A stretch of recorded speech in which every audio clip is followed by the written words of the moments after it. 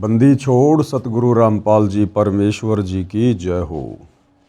परमपिता परमात्मा सारी सृष्टि के रचनहार कुल मालिक असंख्य ब्रह्मांडों के स्वामी जगत गुरु तीनों लोकों में प्रवेश करके सबका धारण पोषण करने वाले राजाधीराज आत्माधार नाथों के नाथ देवों के देव महादेव सर्वेश्वर महेश्वर मृत्युंजय अजरो अमर आदि अनादि सनातनी प्रभु जगत पिता जगदीश्वर श्री श्री 1008 की उपाधि के वास्तविक अधिकारी अकाल मूर्त सौद स्वरूपी राम वासुदेव सर्वगतम ब्रह्म परम पूज्य प्रथम पूज्य परम संत परम पुरुष परम धनी परम दयालु सत्य कबीर हक्का कबीर अल्लाहु कबीर अल्लाहु अकबर बाखबर अल्लाह ताला जगत के तारणहार जगत के मुक्तिदाता जगत के जगन्नाथ हारे के सहारे हिंदुओं के राम मुसलमानों के अल्लाह सिखों के वाहिगुरु ईसाइयों के मसीह दया के सागर दयानिधि करुणा के सागर करुणानिधि स्वयंभू परिभू संकट मोचन कष्ट हरण मंगल करण दुख भंजन अविगत कबीर निर्विकार निर्विषम परमात्मा अलय अलेख सतगुरु आदि अनादि सतगुरु असली मर्यादा पुरुषोत्तम असली राम असली कृष्ण असली घनश्याम असली मुरारी राजाओं के राजा महाराजाओं के महाराजा शहंशाहों के शहंशाह सम्राटों के सम्राट भगवानों के भगवान अल्लाहों के अल्लाह प्रभुओं के प्रभु मसीहाओं के मसीह सच्चे वाहिगुरु बाबाओं के बाबा पीरों के पीर सेठों के सेठ जगत सेठ सावड़सा सेठ सर्वगुण संपन्न अनंत कोटि कलाओं के स्वामी अनंत कोटि ब्रह्मांडों के नायक योगियों में महायोगी ध्यानियों में महाध्यानी सिद्धों में परम सिद्ध ज्ञानियों में तत्वज्ञानी ब्रह्म ज्ञानी महाज्ञानी परम ज्ञानी सर्वश्रेष्ठ ज्ञानी विज्ञानी युवा कबीर समर्थ कबीर असमवात अमित ओजा सच्चे रहनुमा करीम अल्लाह सुभान अल्लाह दुनिया के अंतिम पैगंबर 8 सितंबर 1951 से गांव धनाना जिला सोनीपत हरियाणा भारतवर्ष की पावन भूमि पे प्रकट रियल कल की भगवान श्री नारायण साकार हरि श्री बाबा साहिब नूर अनंत परमात्मा सच्चे दरवेश सच्चे बाखबर संत श्रोमणी सतगुरु रामपाल जी परमेश्वर जी के चरण कमल में साध संगति से जुड़े हुए देश विदेश से आप और हम सभी सत्सेवक भाई बहनों का अनंत कोटि दंडवत प्रणाम। सत्साई भाई और बहनों, बहुत बड़ी दया बहुत बड़ी मेहर पूज्य गुरुदेव भगवान की परमेश्वर रामपाल जी की, जिनके शुभ आशीर्वाद से विशेष आशीर्वाद से विशेषकर हिंदू समाज से जुड़े हुए श्रद्धालुओं को भाई बहनों को हिंदू धर्म के विषय में सनातन के विषय में हिंदू शास्त्रों के विषय में बहुत ही अच्छी और गहरी गहरी जानकारियाँ प्राप्त हो रही हैं। भाई और बहनों, ये पवित्र पुस्तक हिंदू साहिबान नहीं समझे गीता वेद पुराण सतगुरु रामपाल जी ने अपने कर कमल से लिखकर विश्व के मानव पर एक बहुत बड़ा उपकार किया है। विशेषकर हिंदू समाज से जुड़े भाई बहनों को अध्यात्म के विषय में इस पुस्तक को पढ़कर समझकर बहुत कुछ जानने को मिलेगा। तो भाई और बहनों, इसी पुस्तक पर आज हमारा 6 नंबर का वीडियो है। प्रत्येक वीडियो में गुरुदेव के आशीर्वाद से हमें बहुत गहरी जानकारी प्राप्त हो रही है। आज के वीडियो में परमेश्वर हमें इस पुस्तक में लिखकर समझा रहे हैं कि किस प्रकार से जैन धर्म के प्रथम तीर्थकर ऋषभ देव जी ने सतयुग में अपने पिता अंतिम कुलकर नाभिराज के बाद शास्त्र विरुद्ध साधना वेद विरुद्ध साधना करनी प्रारंभ कर दी थी। और ऋषभ देव जी ने वेद विरुद्ध साधना के बाद जो प्रथम नाम उपदेश दिया था वो अपने पौत्र मारीची को दिया था। और वही मारीची वाली आत्मा आगे चलकर जैन धर्म में 24वां तीर्थकर महावीर जैन बना। यानी विचार करने की बात है कि ऋषभ देव जी से उपदेश प्राप्त करके मारीची वाली आत्मा आगे चलकर महावीर जैन बना। तो सोचिए, जब ऋषभ देव जी ने सतयुग में ही वेद विरुद्ध साधना प्रारंभ कर दी थी तो भला महावीर जैन के पास में कौन सी वेदों के अनुसार साधना रही होगी और कैसे महावीर जैन के बताए अनुसार साधना करके वर्तमान का जैन समाज सद्गति को प्राप्त हो सकता है। और महावीर जैन वाली आत्मा यानी मारीची के जीव ने महावीर जैन बनने तक के सफ़र में किन किन योनियों को भोगा, कितनी बार नरक में गया, कितनी बार स्वर्ग में गया, कितनी बार देवता बना, कितनी बार पशु बना, कितनी बार पक्षी बना, जो आज हम इस पवित्र पुस्तक में पढ़ने जा रहे हैं। तो ये सारे प्रमाण अपनी आँखों से देखने के बाद हिंदू समाज व विशेषकर जैन समाज के भाई बहनों को विचार करना चाहिए और इस कलयुग की पिछली पीढ़ी में एक बार पुनः उसी वेद अनुकूल साधना की ओर सतगुरु रामपाल जी जो विश्व को लेकर जा रहे हैं, सब ने विचार करके उनकी सत साधना को ग्रहण करके अपनी आत्मा का कल्याण करवाना चाहिए। तो सतयुग में ऋषभ देव जी से नाम उपदेश प्राप्त करके मारीची वाली आत्मा ने किन किन शरीरों में कष्ट उठाए, कैसी कैसी उस आत्मा की दुर्गति हुई, हम जैन समाज की प्रमाणित पुस्तकों से जानेंगे। जैन धर्म का विकास इतिहास। तीर्थकर ऋषभ देव की जीवन घटनाएं। तीर्थकर ऋषभ देव अंतिम कुलकर नाभिराज के पुत्र थे। उनकी माता का नाम मरु देवी था। वे इक्ष्वाकु वंशी नाभिराज अयोध्या के एक लोकप्रिय राजा थे।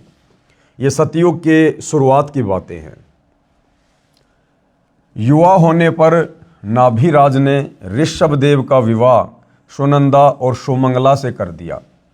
सुनंदा ने तेजस्वी पुत्र बाहुबली और पुत्री सुंदरी को जन्म दिया और सुमंगला ने भरत सहित 99 पुत्रों और ब्राह्मी पुत्री को जन्म दिया। समय आने पर ऋषभ देव ने भरत को अयोध्या का, बाहुबली को तक्षशिला का और शेष युवराजों को उनकी योग्यता अनुसार राज्य सौंपकर संसार त्याग दिया और दीक्षा लेकर साधना में लीन हो गए। साधना काल में पाणिपात्री ऋषभ देव 1 वर्ष तक निराहार रहे। ऋषभ देव जी जब साधना करने के लिए जंगलों में चले गए तो 1 वर्ष तक निराहार रहे। पहली बात तो ये भाई और बहनों कि वेदों में कहीं भी निराहार रहकर यानी भूखे मरकर साधना करने का कोई प्रावधान नहीं है और ना ही जंगलों में जाकर यानी कर्म सन्यासी बनकर साधना करने का कोई प्रावधान है। लेकिन सतयुग में ही ऋषभ देव जी ने वेद विरुद्ध साधना अपना मनमाना आचरण करते हुए प्रारंभ कर दी थी। बाद में बाहुबली के पौत्र श्रेयांश कुमार ने इक्षु रस देकर यानी गन्ने का रस देकर उनकी इस निराहार वृत्ति को तोड़ा। लगातार 1000 वर्ष तक तपस्या करने वाले अब वेदों में गीता जी में कहीं भी तपस्या करने का कोई प्रावधान नहीं है। मुन्नी ऋषभ देव ने अंत में केवल्य ज्ञान प्राप्त किया और धर्म देशना प्रारंभ कर दी यानी नाम उपदेश देना शुरू कर दिया मनमुखी रूप से। ऋषभ देव जी ने प्रथम नाम उपदेश यानी धर्म देशना भरत के पुत्र मारीची को दी, जो बाद में 24वें तीर्थकर महावीर बने। यानी यही मारीची वाली आत्मा आगे चलकर जैन धर्म में 24वें तीर्थकर महावीर जैन बने। प्रमाण के लिए पेश है जैन संस्कृति कोश के मुख्य पृष्ठ तथा पृष्ठ 175 व 177 की फोटोकॉपी। ये प्रमाणों के साथ में आप भाई बहनों के सामने पेश किया जा रहा है।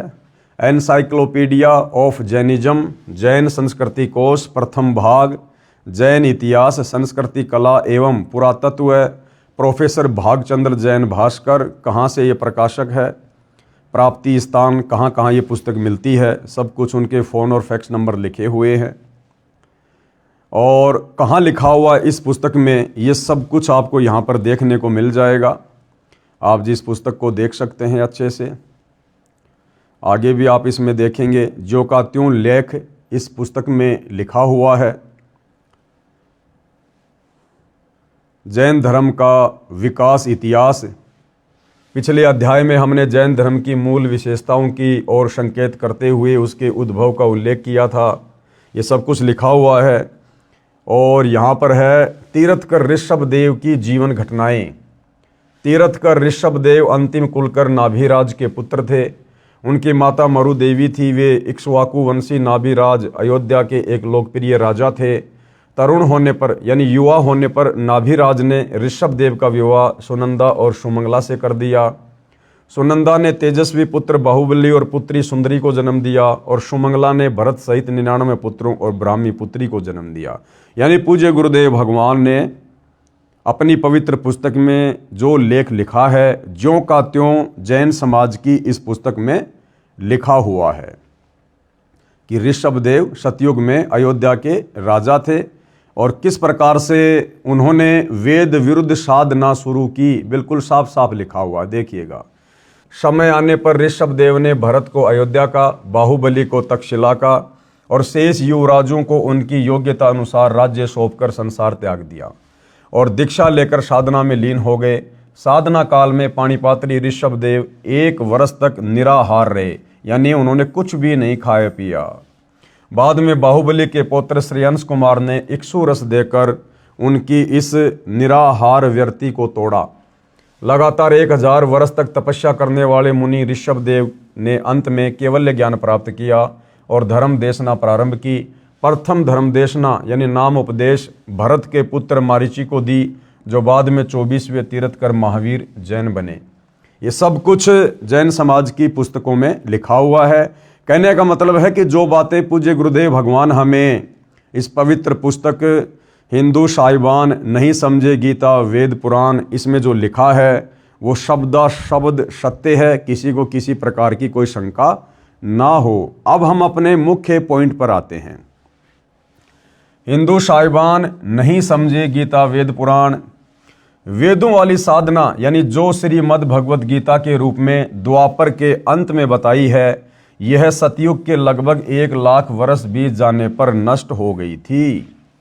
यानी नाभिराज तक वेदों के अनुसार साधना हुआ करती थी, लेकिन नाभिराज के बाद उनके जो बेटे थे, जो पुत्र थे ऋषभदेव, उन्होंने फिर वेद विरुद्ध साधना करनी शुरू कर दी थी। मनमाना आचरण करना शुरू कर दिया था। यानी सनातन का धीरे धीरे पतन ऋषभदेव के बाद शुरू हो चुका था, यानी लुप्त हो गई थी। ऋषिजन व अन्य साधक मनमाना आचरण करने लग गए थे, जो गीता अध्याय 16 श्लोक 23 में व्यर्थ कहा है। इसका प्रमाण है राजा ऋषभदेव व मरीचि। राजा नाभिराज के पुत्र राजा ऋषभदेव राज त्याग कर मनमाना आचरण करने लगे। 1 वर्ष तक निराहार रहे, भूखे रहे, यानी बिल्कुल खाना नहीं खाया।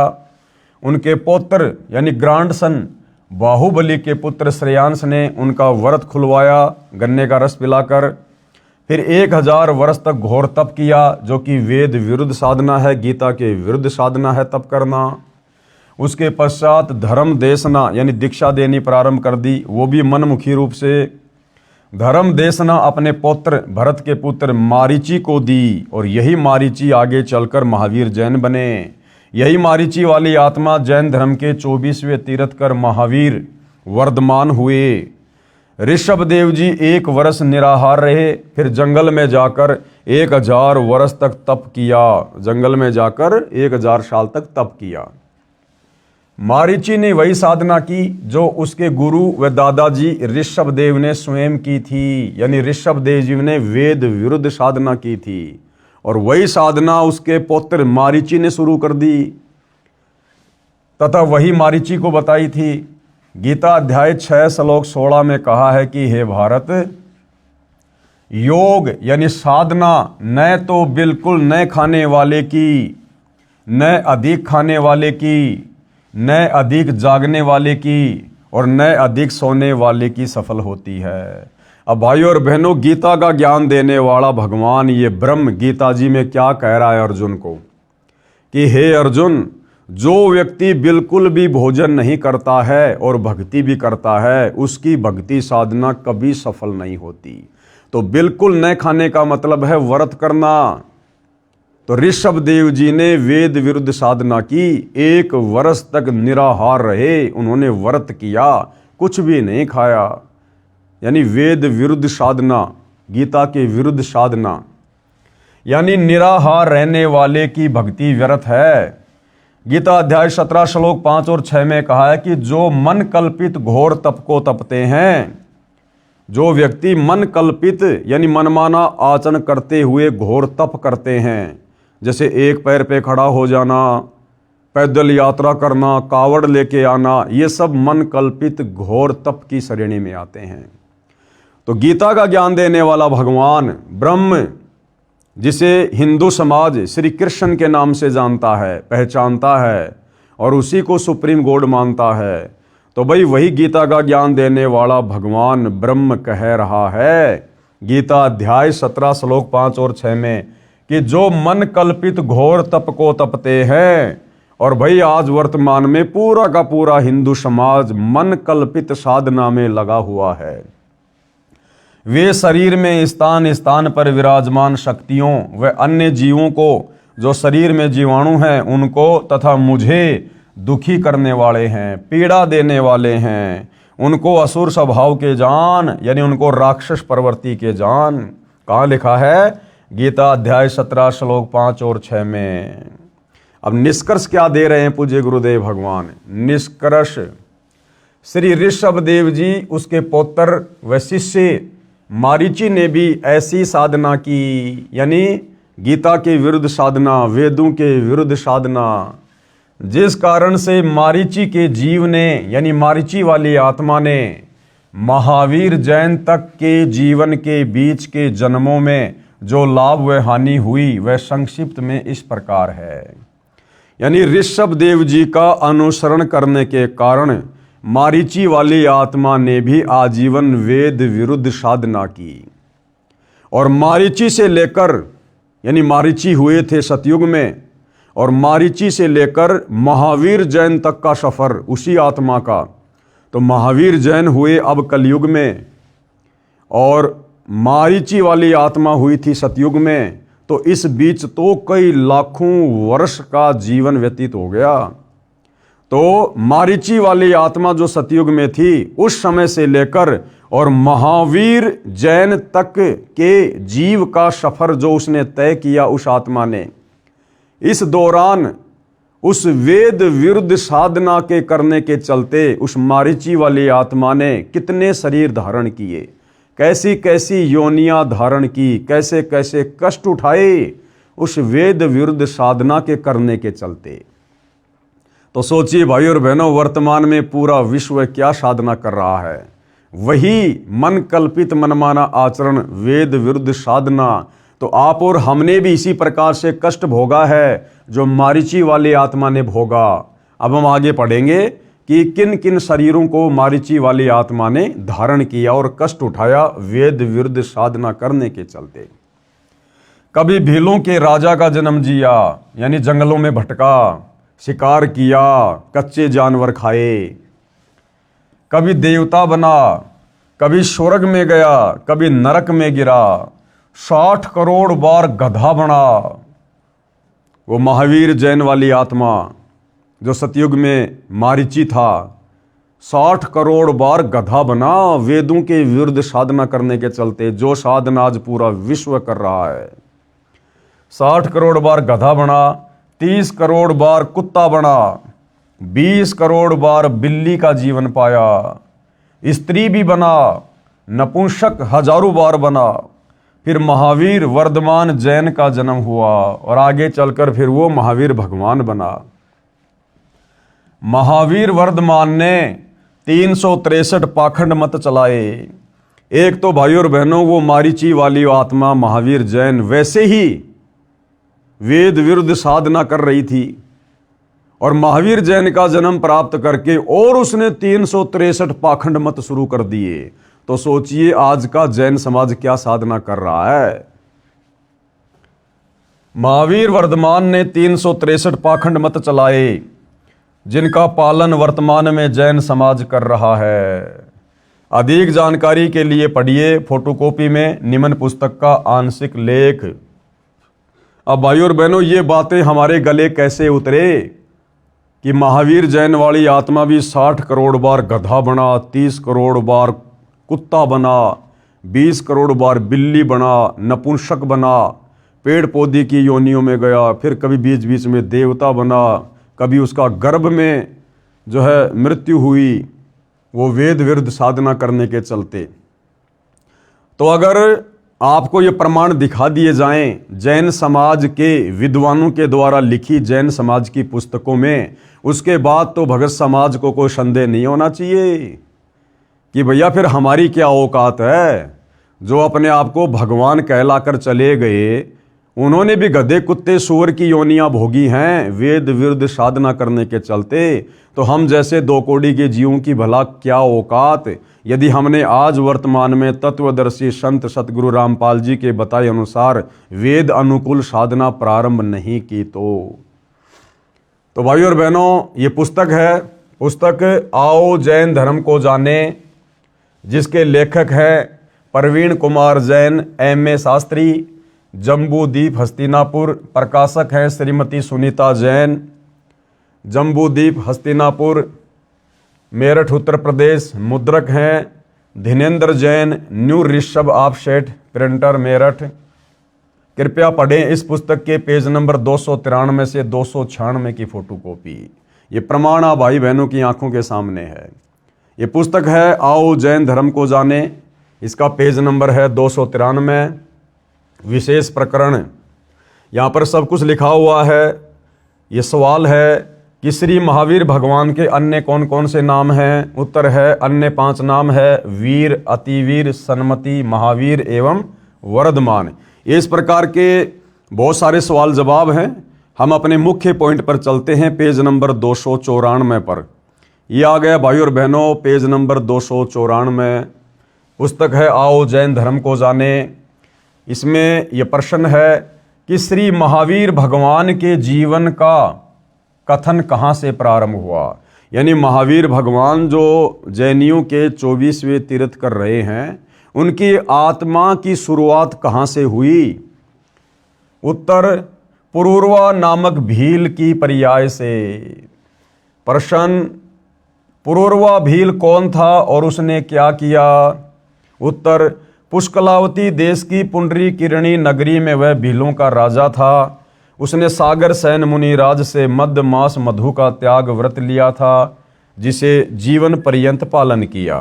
ठीक है, आगे फिर मारीची वाली आत्मा कहाँ गई। प्रश्न, श्री महावीर भगवान का जीव पुरूरवा भील की पर्याय से कहाँ गया। उत्तर, पहले 100 धर्म स्वर्ग में 1 सागर की आयु वाला देव हुआ। प्रश्न, पहले स्वर्ग के बाद श्री महावीर भगवान का जीव किस पर्याय में गया। उत्तर, भरत चक्रवर्ती की रानी अनंतमती से मारीची नामक ज्येष्ठ पुत्र हुआ। यानी सतयुग में फिर इसका जन्म हुआ भाई और बहनों, राजा ऋषभ राज के पोते के रूप में। फिर क्या हुआ। प्रश्न, मारीची की पर्याय से यानी मारीची के शरीर से महावीर भगवान का जीव किस पर्याय में गया। उत्तर, ब्रह्म स्वर्ग में देव हुआ। अब सतयुग से महावीर जैन के जीव की यात्रा शुरू होती है। यानी मारीची ने, जो कि आगे चलकर महावीर जैन बना, तो मारीची ने सतयुग में अपने दादा ऋषभ देव से नाम उपदेश लिया और भक्ति शुरू की। और ऋषभ देव से नाम लेकर उसने भक्ति शुरू की, तो मरने के बाद उसका जीव कहाँ गया। ब्रह्म स्वर्ग में देव हुआ। प्रश्न, ब्रह्म स्वर्ग के बाद श्री महावीर भगवान का जीव किस पर्याय में, यह पर्याय का मतलब होता है शरीर, कौन से शरीर में गया। उत्तर, अयोध्या नगरी में कपिल ब्राह्मण की काली स्त्री से जटिल नाम का पुत्र हुआ। फिर प्रश्न है, जटिल की पर्याय से यानी शरीर से श्री महावीर भगवान का जीव किस पर्याय यानी शरीर में गया। उत्तर मिला, 100 धर्म स्वर्ग में 1 सागर की आयु वाला देव हुआ। आगे प्रश्न किया है, 100 धर्म स्वर्ग से निकलकर श्री महावीर भगवान का जीव किस पर्याय में गया। उत्तर, इसी भरत क्षेत्र में सुतिका नामक गांव में अग्निभूत ब्राह्मण की गौतम स्त्री से अग्निशय नामक पुत्र हुआ। आगे प्रश्न किया है, अग्निशय की पर्याय से श्री महावीर भगवान का जीव किस पर्याय में गया?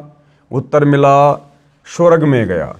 प्रश्न, स्वर्ग की पर्याय से श्री महावीर भगवान का जीव किस पर्याय में गया? उत्तर, भरत क्षेत्र के मंदिर नामक ग्राम में गौतम ब्राह्मण की कौशिकी पत्नी से अग्निमित्र नाम का पुत्र हुआ। यानी मारीची वाली आत्मा के बार बार जन्म होते आ रहे हैं, मोक्ष नहीं हुआ, बार बार जन्म और मृत्यु होती आ रही है।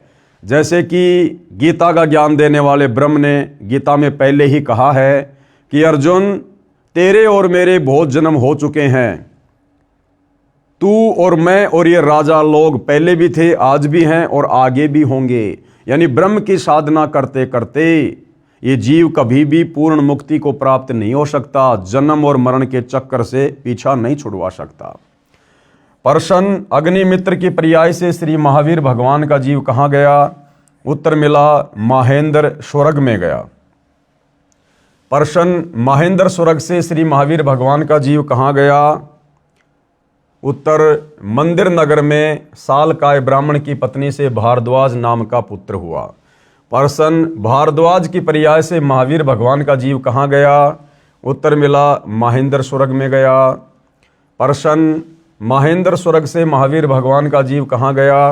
उत्तर है इतर निगोद में एक सागर की आयु वाला निगोदिया जीव हुआ। फिर सवाल है, निगोद से निकलकर श्री महावीर भगवान का जीव कहाँ गया? उत्तर, अनेकों भाव धारण किए जो इस प्रकार हैं। अब देखो भाई और बहनों, कितनी दुर्गति हुई इस मारीची वाली आत्मा की, जो आगे चलकर भगवान जैन बना, महावीर जैन बना। निगोद से निकलकर श्री महावीर भगवान का जीव कहाँ गया? अब देखिए भाई और बहनों, वेद विरुद्ध साधना करने का नतीजा, राजा ऋषभदेव से उपदेश लेकर वेद विरुद्ध साधना करने का परिणाम, नतीजा। जो वेद विरुद्ध साधना वर्तमान में पूरा विश्व कर रहा है, सतगुरु रामपाल जी के भक्तों को छोड़कर। अनेकों भाव धारण किए, यानी अनेकों शरीर धारण किए उस मारीची वाली आत्मा ने, भगवान महावीर के जीव ने।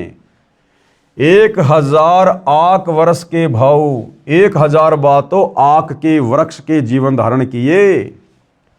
80,000 सीप के भाव, सीप जो समुद्र में होती है, 80,000 बार सीप के शरीर धारण किए। 20,000 नीम वृक्ष के भाव, 20,000 बार नीम का वृक्ष बना, पेड़ बना। 90,000 बार केली वृक्ष के भाव, 90,000 बार केले के वृक्ष के शरीर धारण किए, यानी पेड़ बना। 3,000 बार चंदन वृक्ष के भाव, और आगे देखो 5 करोड़ बार कनेर वृक्ष के भाव। 60,000 बार वैश्या के भाव, 60,000 बार वैश्या के भाव। यानी सतयुग में राजा ऋषभदेव से उपदेश लेने के बाद और वेद विरुद्ध साधना करने के कारण उस मारीची वाली आत्मा के, महावीर जैन के जीव के 60,000 जन्म वैश्या के हुए। और वैश्या बनकर भाई और बहनों कुकर्म करके, व्यभिचार करके अपने कितने कर्म फोड़े उस जीव ने। यह है वेद विरुद्ध साधना का परिणाम। 60,000 बार वैश्या के भाव, 5 करोड़ बार शिकारी के भाव, 5 करोड़ बार शिकारी बना। अब शिकारी तो भाई और बहनों एक जीवन में ही लाखों जीवों की हत्या करके अनगिनत पाप अपने सिर पर रख लेता है। और वो मारीची वाली आत्मा वेद विरुद्ध साधना करने के कारण, गीता विरुद्ध साधना करने के कारण, शास्त्रों के विरुद्ध साधना करने के कारण, तत्वदर्शी संत के अभाव में 5 करोड़ बार शिकारी के जीवन भोगे। 20 करोड़ बार हाथी के भाव, वो मारीची वाली आत्मा 20 करोड़ बार हाथी बना, 20 करोड़ बार। 60 करोड़ बार गधे के भाव।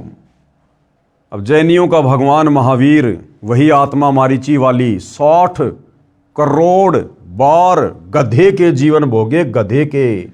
60 करोड़ बार गधे के भाव। अब गधे का तो भाई और बहनों एक जीवन ही बड़ा विचलित कर देने वाला है। गधे की क्या दुर्गति होती है। सारा दिन उसका मालिक कमर तोड़ मेहनत करवाता है और उसको घर पर खाने को भी कुछ नहीं देता है, कान पकड़ के घर से बाहर कर देता है। बाहर वो गधा उन कुर्रियों पर वो गंदगी खाता हुआ फिरता है। गधे की कमर में जख्म हो जाता है इतना सामान ढोने के कारण, और फिर कौवा उसकी पीठ पर बैठकर उसके मांस को नोचता है। वो जीव कितना दुखी होता है। और 60 करोड़ बार गधा बना महावीर जैन का जीव, वो मारीची वाली आत्मा। क्यों? वेद विरुद्ध साधना करने के कारण, मनमानी पूजा पाठ साधना करने के कारण। भाई और बहनों, वर्तमान का हिंदू समाज क्या कर रहा है? टोटली वेद विरुद्ध साधना पूरा विश्व है। इसीलिए तो 84 लाख योनियों में गधे, कुत्ते, सूअर, इन पशु पक्षियों की, कीट पतंगों की इतनी ज़्यादा संख्या हो गई है।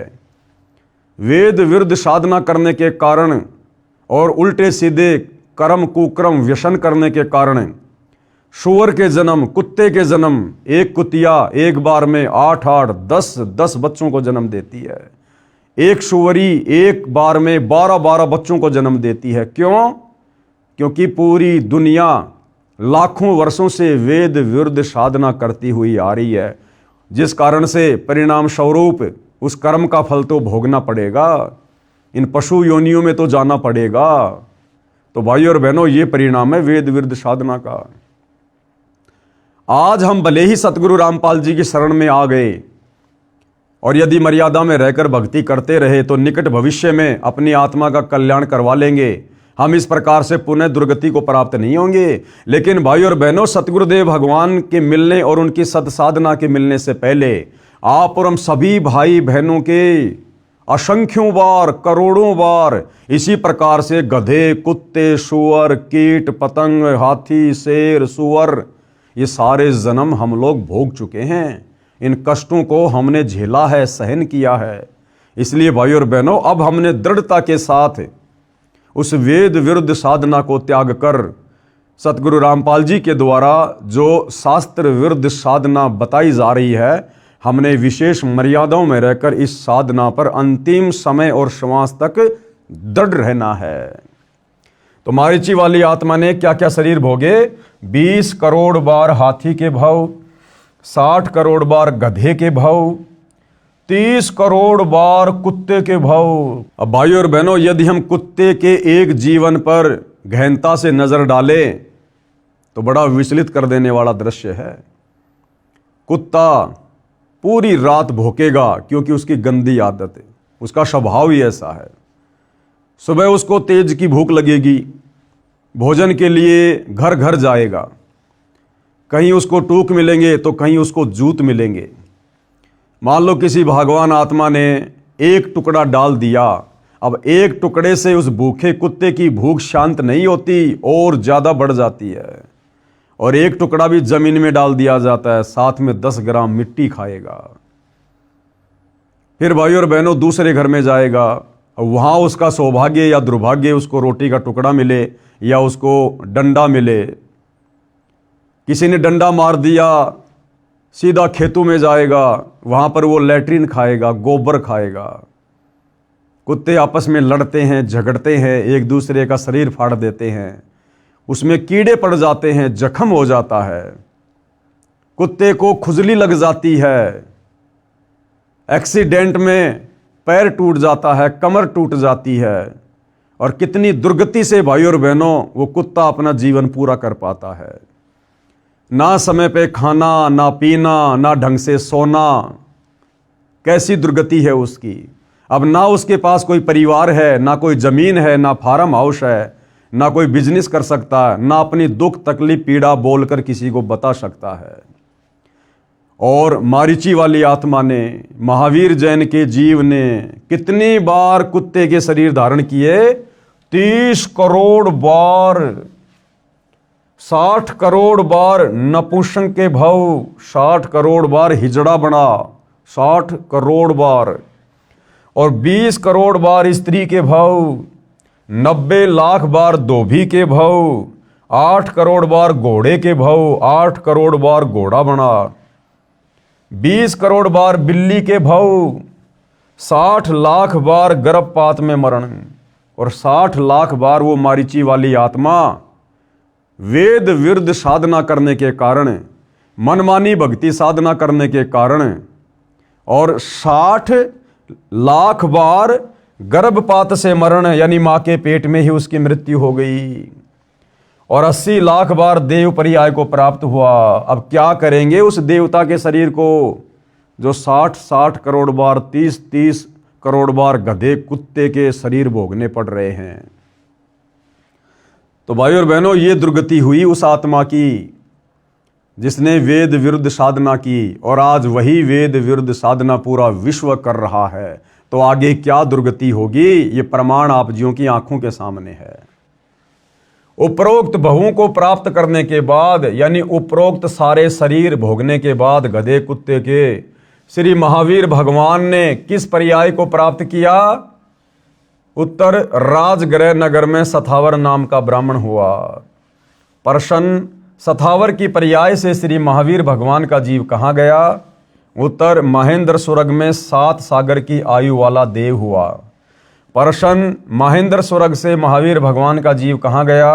उत्तर राजगृह में विश्वभूति राजा की जैनी रानी से विश्वनंदी नाम का पुत्र हो गया। प्रश्न, विश्वनंदी पर्याय से निकलकर श्री महावीर भगवान का जीव कहाँ गया? महाशुक्र स्वर्ग में देव हुआ। प्रश्न, महाशुक्र स्वर्ग से निकलकर महावीर भगवान का जीव कहाँ गया? उत्तर त्रिपष्ट नामक नारायण हुआ। प्रश्न, त्रिपष्ट नारायण से श्री महावीर भगवान का जीव कहाँ गया? उत्तर 7वें नरक में, 7वें नरक में गया। फिर वो यानी सबसे भयंकर सजा जहाँ मिलती है, थर्ड क्वालिटी का नरक, 7वें नरक में गया। प्रश्न, 7वें नरक से श्री महावीर भगवान का जीव कहाँ गया? ये पेज नंबर 294 है। आओ जैन धर्म को जाने, ये पुस्तक। सिंहगिरी पर्वत पर सिंह हुआ, पुनः प्रथम नरक में गया। प्रश्न, प्रथम नरक से निकलकर श्री भगवान महावीर का जीव कहाँ गया?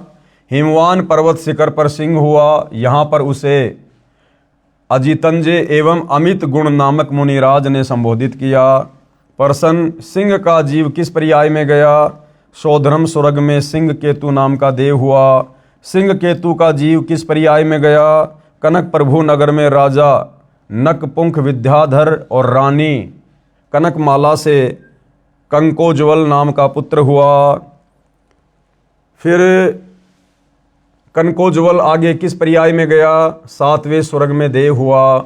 7वें स्वर्ग से श्री भगवान महावीर का जीव कहाँ गया? अयोध्या नगरी में राजा वज्रसेन की शीलवती रानी से हरिसेन नाम का पुत्र हुआ। ये उसके बहुत सारे जन्म लिखे हुए हैं भाई और बहनों। और अंत में फिर वो जीव कहाँ गया? अंत में देखिएगा, पुष्कोत्तर विमान में देव हुआ। तदंतर 24वें तीर्थ कर श्री महावीर भगवान हुए। अपनी इतनी दुर्गति करवाकर, इतने कष्ट उठाकर, गधे के, कुत्ते के, घोड़े के, नपुंसक के, धोबी के, वृक्षों के ये शरीर भोगने के बाद, और अंत में वो मारीची वाली आत्मा फिर क्या बना? अंत में 24वें तीर्थ कर श्री महावीर भगवान हुए। अभी भी भगवान, कितनी बार गधा बना, कुत्ता बना, उसके बाद भी भगवान। प्रश्न, श्री महावीर भगवान के जीव ने कितने पाखंड मत चलाए? अब देखो भाई और बहनों, ये पुस्तक सतगुरु रामपाल जी ने नहीं लिखी है, जैन समाज के विद्वानों ने लिखी है, और पूरे जैन समाज को स्वीकार्य है। और क्या लिखा जा रहा है कि श्री महावीर भगवान के जीव ने कितने पाखंड मत चलाए? 363 पाखंड मत चलाए। पहली बात तो वो मारीची वाली आत्मा वेद विरुद्ध साधना करने के चलते खुद कितना दुखी हुआ, कितना परेशान हुआ। और आगे चलकर जब वो मारीची वाली आत्मा महावीर जैन बना, उसने और 363 पाखंड मत चला दिए। यानी आज का जैन समाज वो साधना भी नहीं कर रहा जो साधना ऋषभ देव ने मारीची को दी थी, क्योंकि आगे चलकर उसी मारीची वाली आत्मा ने महावीर जैन बनकर भक्ति के स्वरूप को और अधिक बिगाड़ दिया और मनमाना आचरण करते हुए मनमुखी रूप से 363 पाखंड मत चला दिए। तो भाइयों और बहनों, यदि सतगुरु रामपाल जी की शरण में आकर जैन समाज के भाई बहनों ने, हिंदू समाज ने, विश्व के मानव समाज ने यदि ये सत्य साधना दोबारा शुरू नहीं की, तो इससे भी भयंकर दुर्गति आत्माओं की होगी निकट भविष्य में। श्री महावीर भगवान के जीव ने कितने पाखंड मत चलाए, 363 पाखंड मत चलाए। खुद जैन समाज के विद्वान अपनी कलम से लिख रहे हैं। ऊपर लगी फोटोकॉपी पुस्तक आओ जैन धर्म को जाने की है। 3रा अध्याय, हिंदू साहिबान नहीं समझे गीता वेद पुराण, इसका 3रा अध्याय। पवित्र हिंदू समाज में प्रचलित गीता तथा वेदों के विपरीत साधना कैसे प्रवेश हुई। अब देखो भाई और बहनों, बार बार गुरुदेव भगवान जोर देकर हमें यही समझाना चाह रहे हैं कि भाई ये वेद विरुद्ध साधना, सनातन विरुद्ध साधना, ये कब शुरू हुई, कैसे शुरू हुई। क्योंकि भाई और बहनों, जब तक ये सच्चाई हमारे हृदय में प्रवेश नहीं करेगी, हमारा मन इन बुराइयों को छोड़ने से पीछे नहीं हटेगा, ये वेद विरुद्ध साधना से हटने को पीछे नहीं होगा। इसलिए हमने बारंबार इस सच्चाई को पढ़ना पड़ेगा, अपने हृदय में जमाना पड़ेगा कि पवित्र हिंदू समाज में यानी सनातन धर्म में ये वेद विरुद्ध और गीता विरुद्ध साधना कैसे प्रचलन में आई, कैसे भक्ति का स्वरूप बिगड़ा। चारों वेदों ऋग्वेद, यजुर्वेद, सामवेद तथा अथर्ववेद को हिंदू समाज दिल से मानता है। यानी हिंदू तो विशेषकर वेदों को अपने सदग्रंथ मानते हैं कि इनमें परमात्मा की महिमा की जानकारी तथा साधना यानी भक्ति की जानकारी भी सत्य है।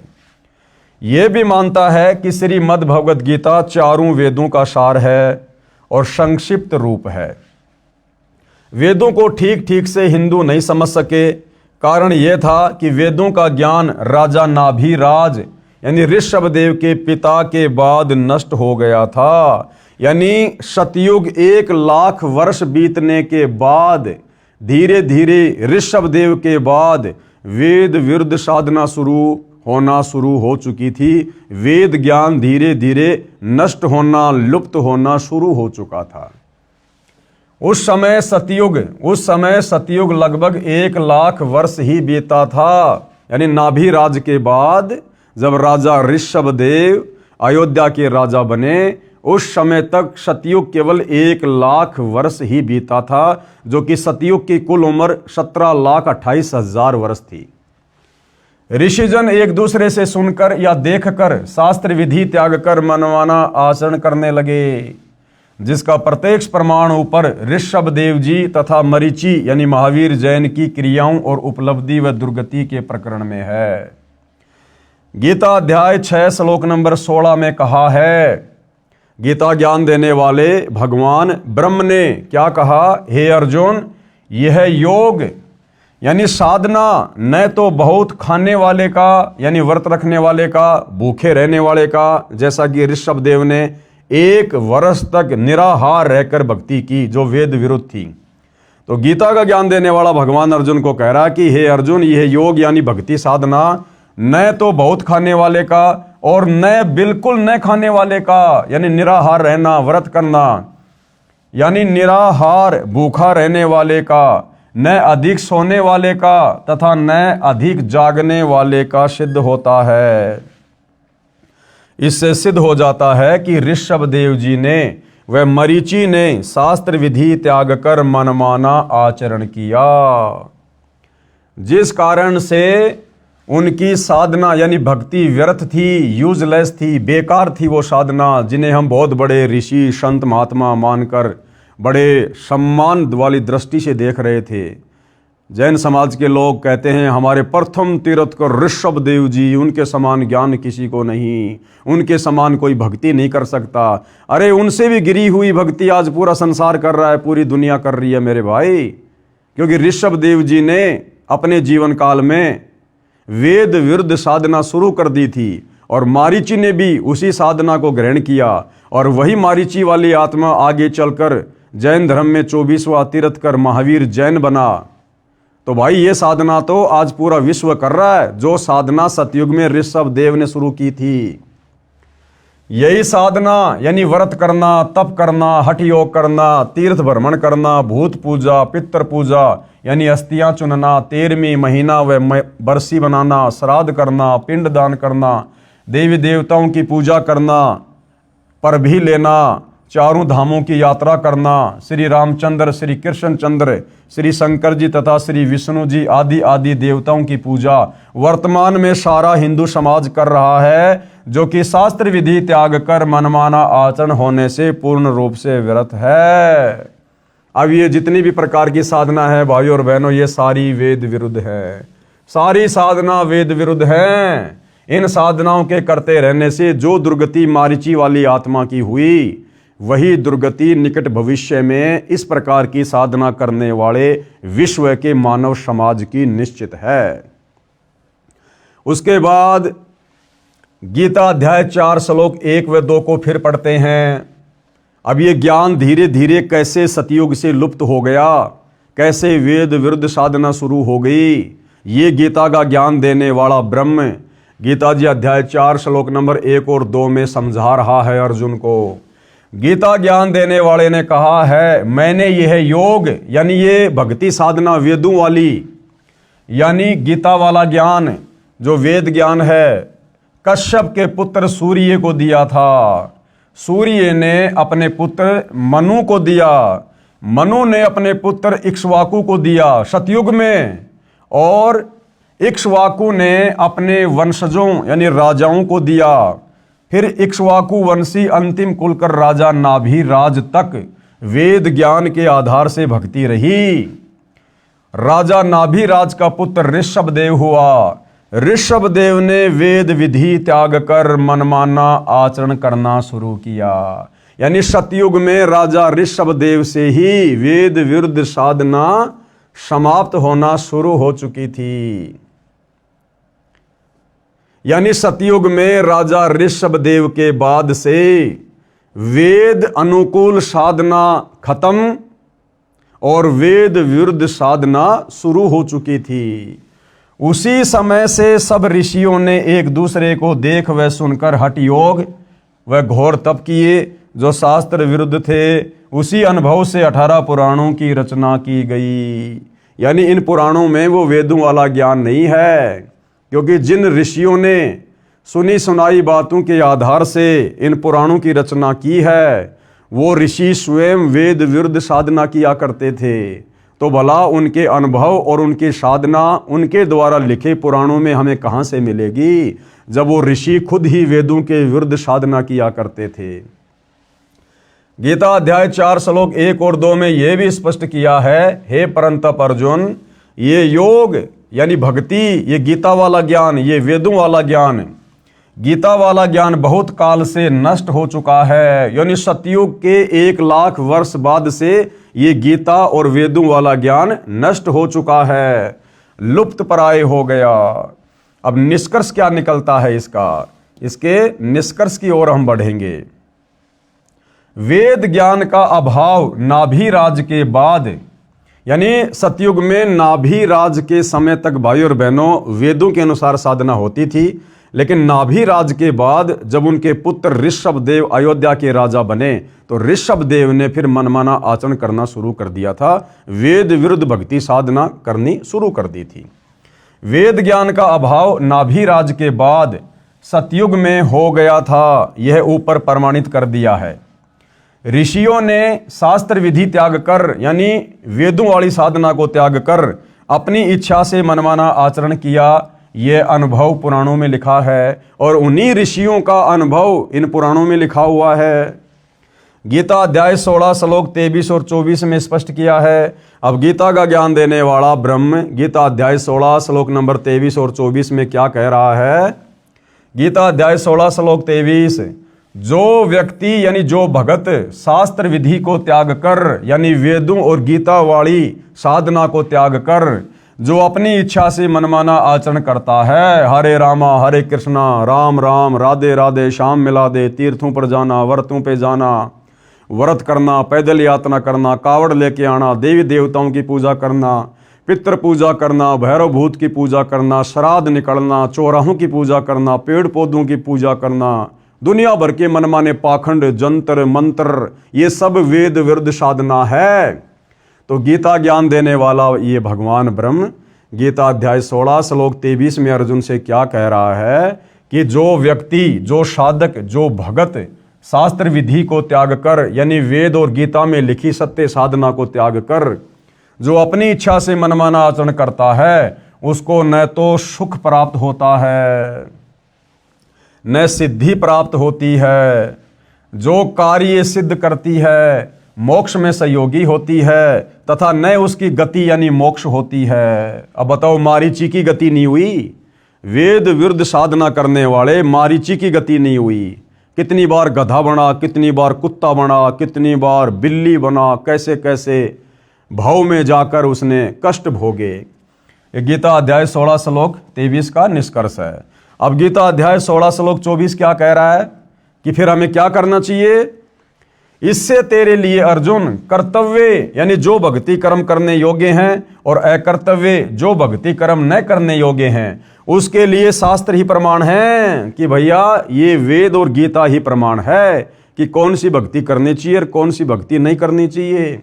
और गीता जी ने अपना निष्कर्ष बता दिया।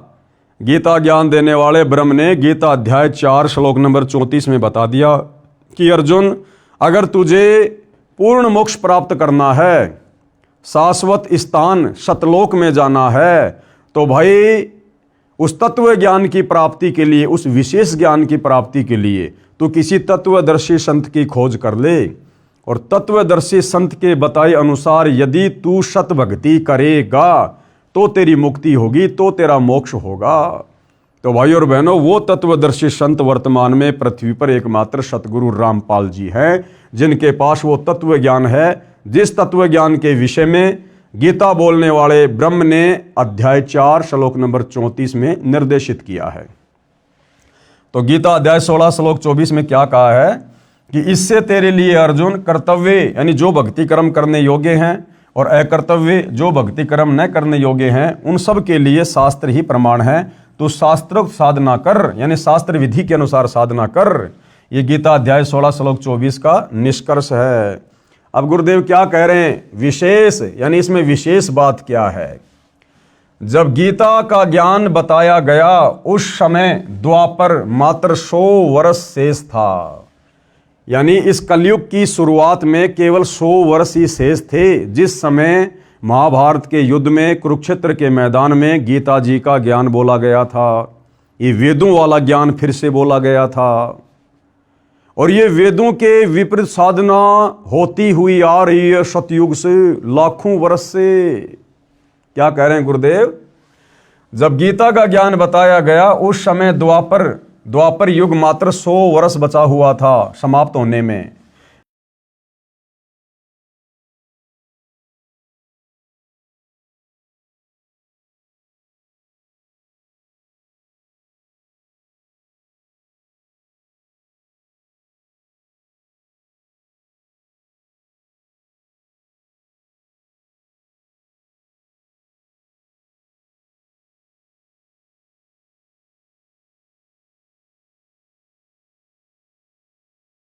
गणित की रीति से समझते हैं 4 युग हैं। सतयुग का कुल समय कितना होता है? 17,28,000 वर्ष। त्रेता युग का कुल समय कितना होता है? 12,96,000 वर्ष। फिर द्वापर युग का कुल समय कितना? 8,64,000 वर्ष। और इन सब का योग कितना हुआ? 38,880,000 वर्ष। जब गीता का ज्ञान बताया गया कब? द्वापर के अंत में।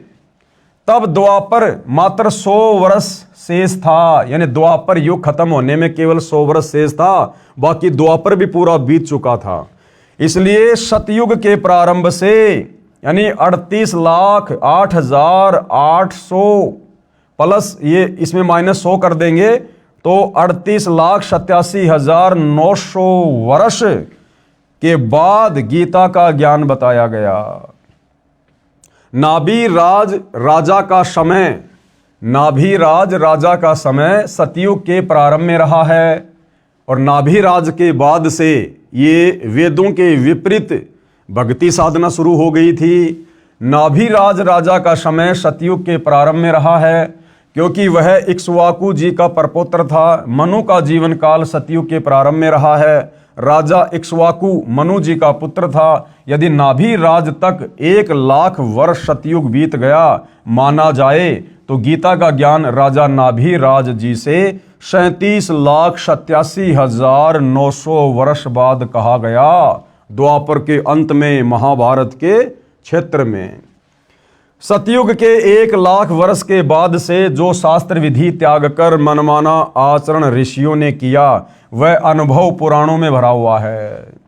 अंतिम कुलकर राजा नाभि राज के बाद से अयोध्या के राजा उसके पुत्र ऋषभ देव ने जो वेद विरुद्ध साधना शुरू कर दी थी, उसके बाद ऋषियों ने एक दूसरे की कही सुनी बातों के आधार से और अपनी भक्ति साधना के अनुभव के आधार से जो पुस्तकें लिखी उनको पुराण कहा जाता है, उपनिषद कहा जाता है।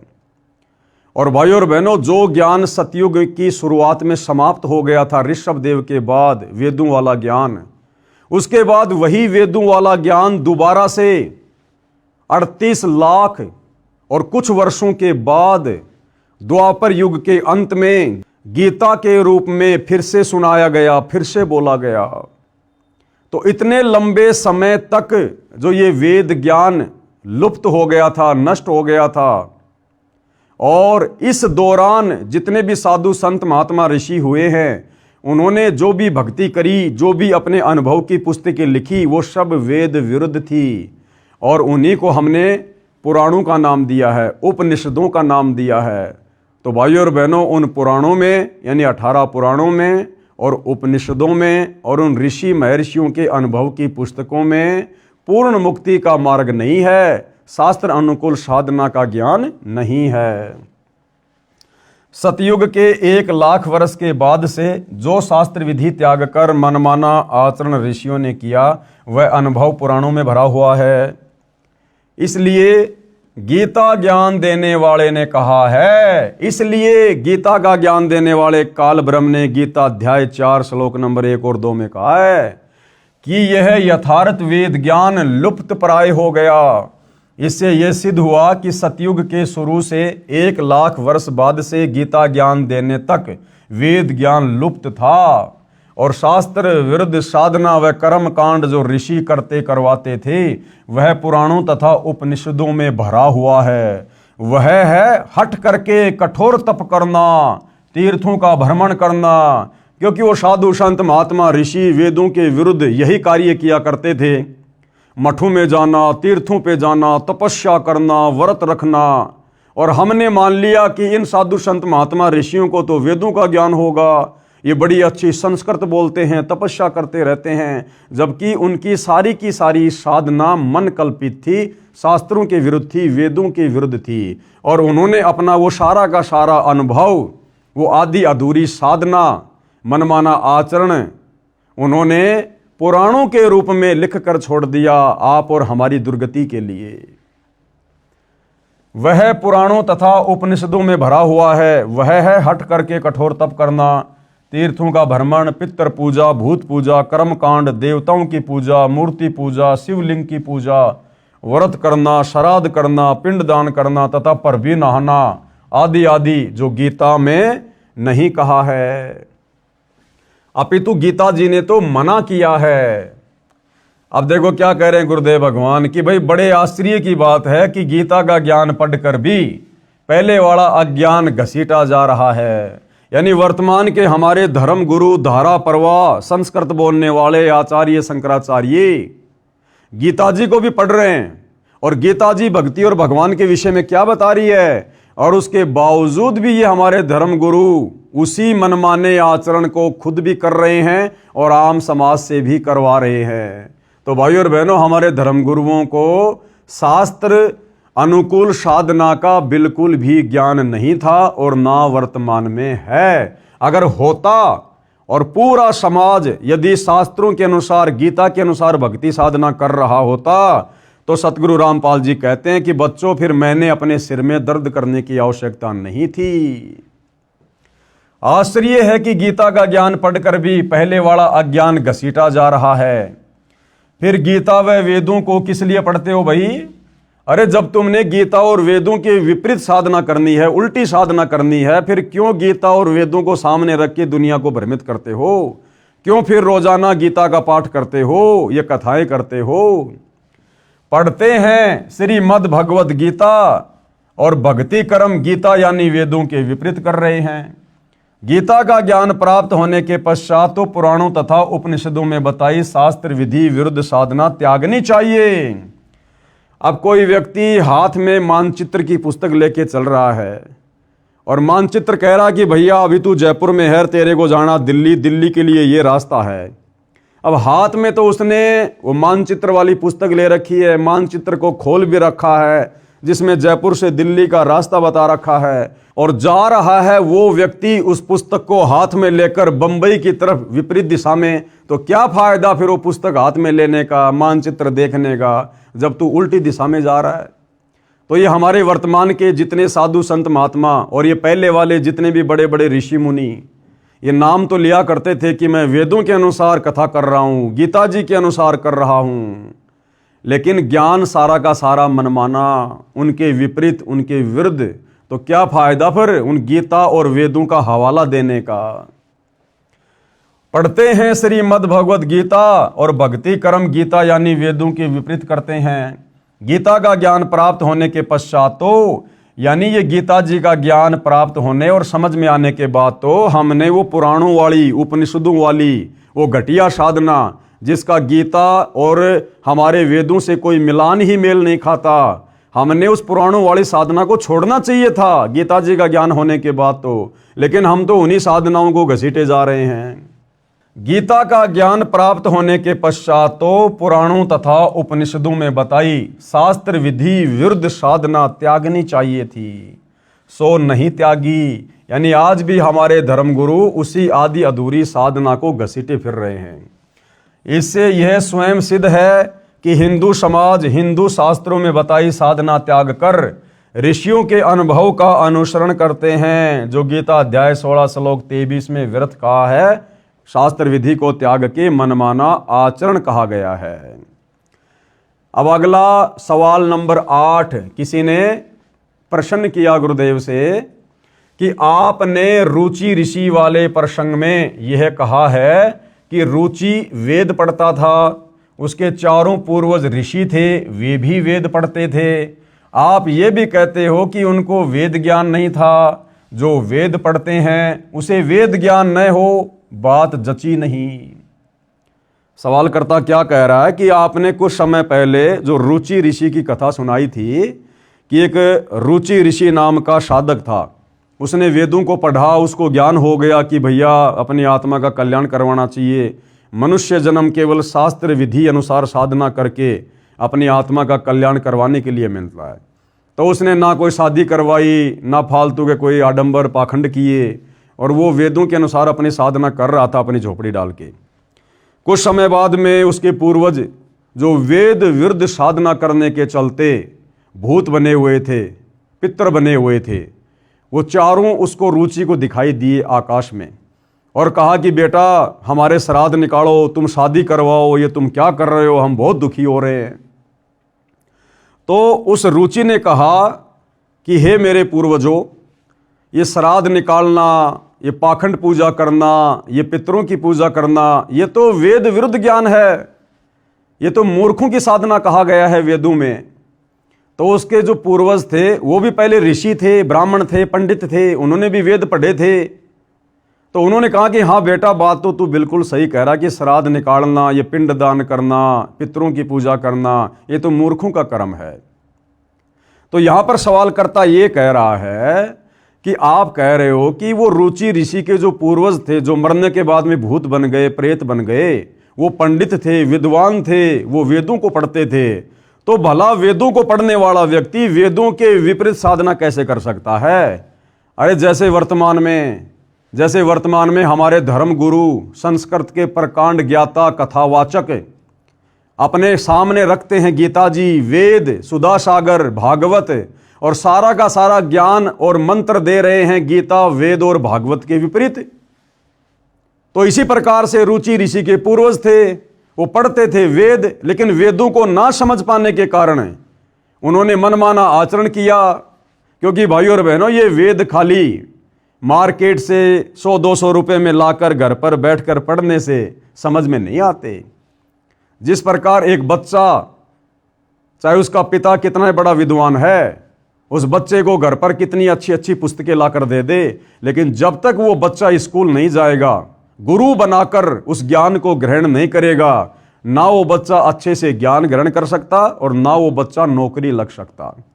तो ठीक इसी प्रकार जब तक हम गुरु धारण करके, गुरु भी सच्चा हो, पूरा हो, ज्ञानी हो, विद्वान हो, जगत गुरु हो, और जब तक उनके बताए अनुसार उनके मार्गदर्शन में रहकर हम ये ज्ञान ग्रहण नहीं करेंगे, हमें कभी भी ये वेदों का ज्ञान नहीं हो सकता, हमें शास्त्र अनुकूल साधना का ज्ञान नहीं हो सकता।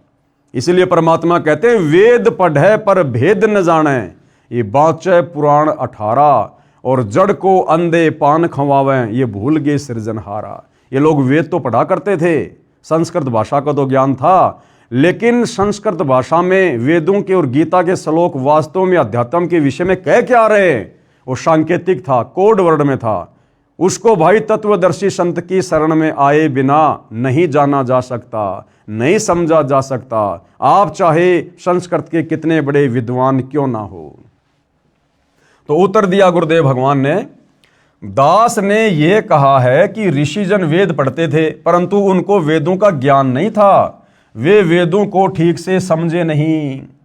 कबीर जी अपनी वाणी में कहते हैं, गुरु बिन वेद पढ़े जो प्राणी, समझे न सार रहे अज्ञानी। यानी बिना सच्चे गुरु के, जिस गुरु को संपूर्ण वेदों का ज्ञान हो, संपूर्ण अध्यात्म का, मोक्ष मार्ग का ज्ञान हो, ऐसा गुरु धारण किए बिना आप जी यदि वेदों को पढ़ेंगे किसी दूसरे गुरु से, नकली गुरु से, आधे अधूरे गुरु से, तो भी आप जी अज्ञानी वाली श्रेणी में रहेंगे, आपको ज्ञान नहीं हो पाएगा। गुरु बिन वेद पढ़े जो प्राणी, समझे ना ज्ञान और रहे अज्ञानी। और गुरु बिन काहू न पाया ज्ञाना, जो थोथा भूष छड़े मूड किसाना। बिना सच्चे सतगुरु की शरण में आकर इन शास्त्रों को पढ़े बिना आपको कभी भी कंप्लीट अध्यात्म का ज्ञान नहीं हो सकता। आप तो फिर वैसा ही कर्म करोगे जैसे गेहूं निकालने के बाद उसका जो चारा है, उस चारे को कूट कर कोई ये सोचे कि मैं गेहूं प्राप्त करूंगा, बिल्कुल भी नहीं कर सकता। गुरु बिन काहू न पाया ज्ञाना, जो थोता भूस छड़े मूड किसाना। कोई मूर्ख व्यक्ति जिस प्रकार से गेहूं निकालने के बाद उसके भूसे को कूट कूट कर सोचे कि मुझे गेहूं प्राप्त होगा, वो अज्ञानी है, वो मूर्ख है। तो बिना जगत गुरु की शरण में आए, बिना सच्चे सतगुरु की, तत्वदर्शी संत की शरण ग्रहण किए यदि हम मनमुखी रूप से वेदों को पढ़ेंगे, गीता जी को पढ़ेंगे, या आपने गुरु भी धारण कर लिया, उसको संस्कृत भी बहुत अच्छी आती है, और यदि वो तत्वदर्शी नहीं है, वेदों के सार को नहीं जानता है, तो भी आप उनसे वो ज्ञान ग्रहण करके अज्ञानी वाली श्रेणी में रहोगे, क्योंकि उस गुरु को भी कंप्लीट ज्ञान नहीं, तो भला शिष्य को कहां से देगा। अर्थात जो पूर्ण गुरु के बिना स्वयं वेदों को पढ़ता है, वह वेदों का सार ज्ञान नहीं समझ सकता कि वेद कहना क्या चाहते हैं, वह अज्ञानी ही रहता है। उदाहरण दिया गुरुदेव ने, जैसे विद्यार्थी पाठ्यक्रम की पुस्तकों को स्वयं पढ़ते रहे तो उन पुस्तकों के गूढ़ शब्दों को ठीक से नहीं समझ सकते।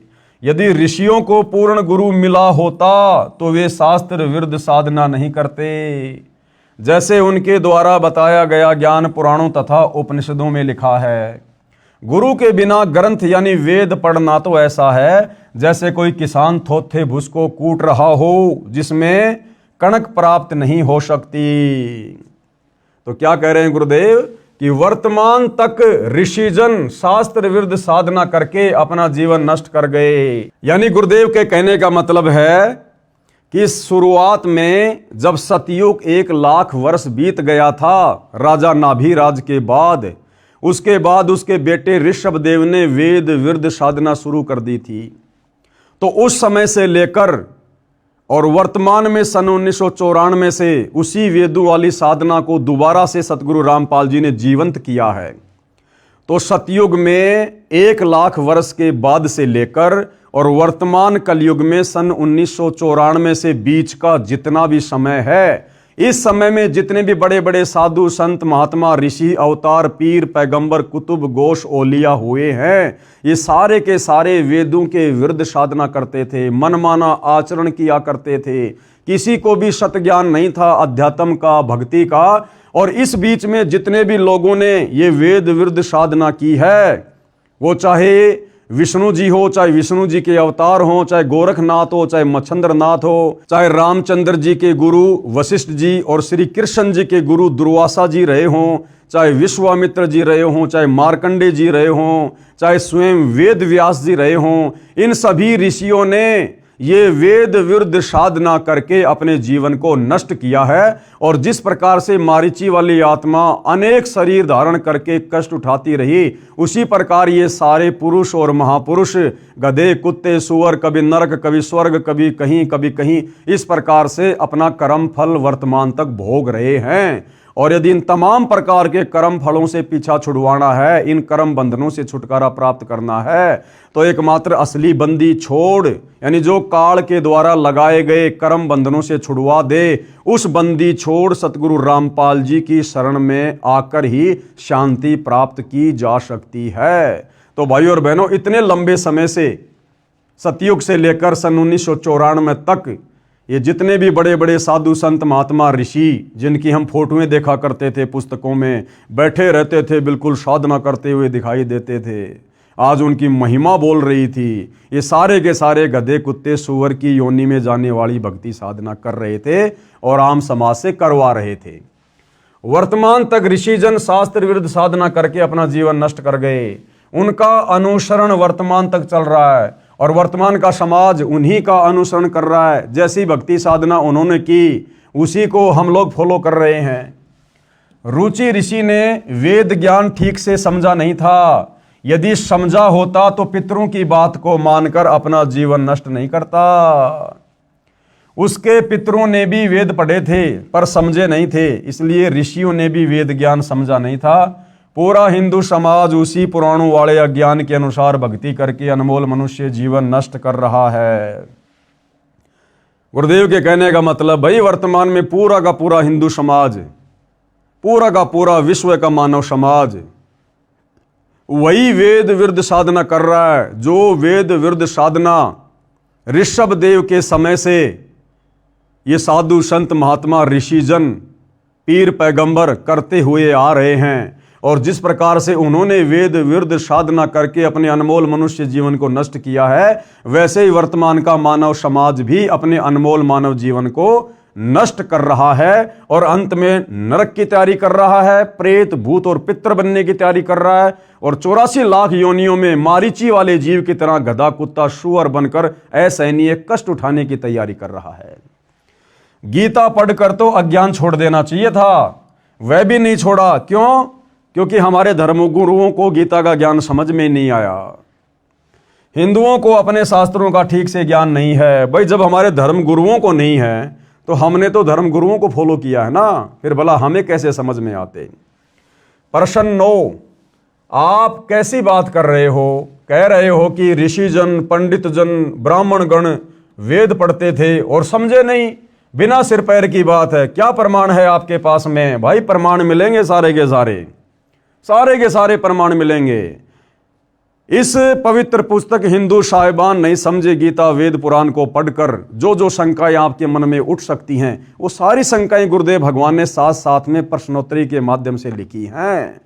तो भैया जो ये सवाल किया जा रहा है ना कि आप कैसी बात कर रहे हो, कह रहे हो कि ऋषिजन पंडित जन ब्राह्मण गण वेद पढ़ते थे और समझे नहीं, बिना सिर पैर की बात है, क्या प्रमाण है आपके पास में?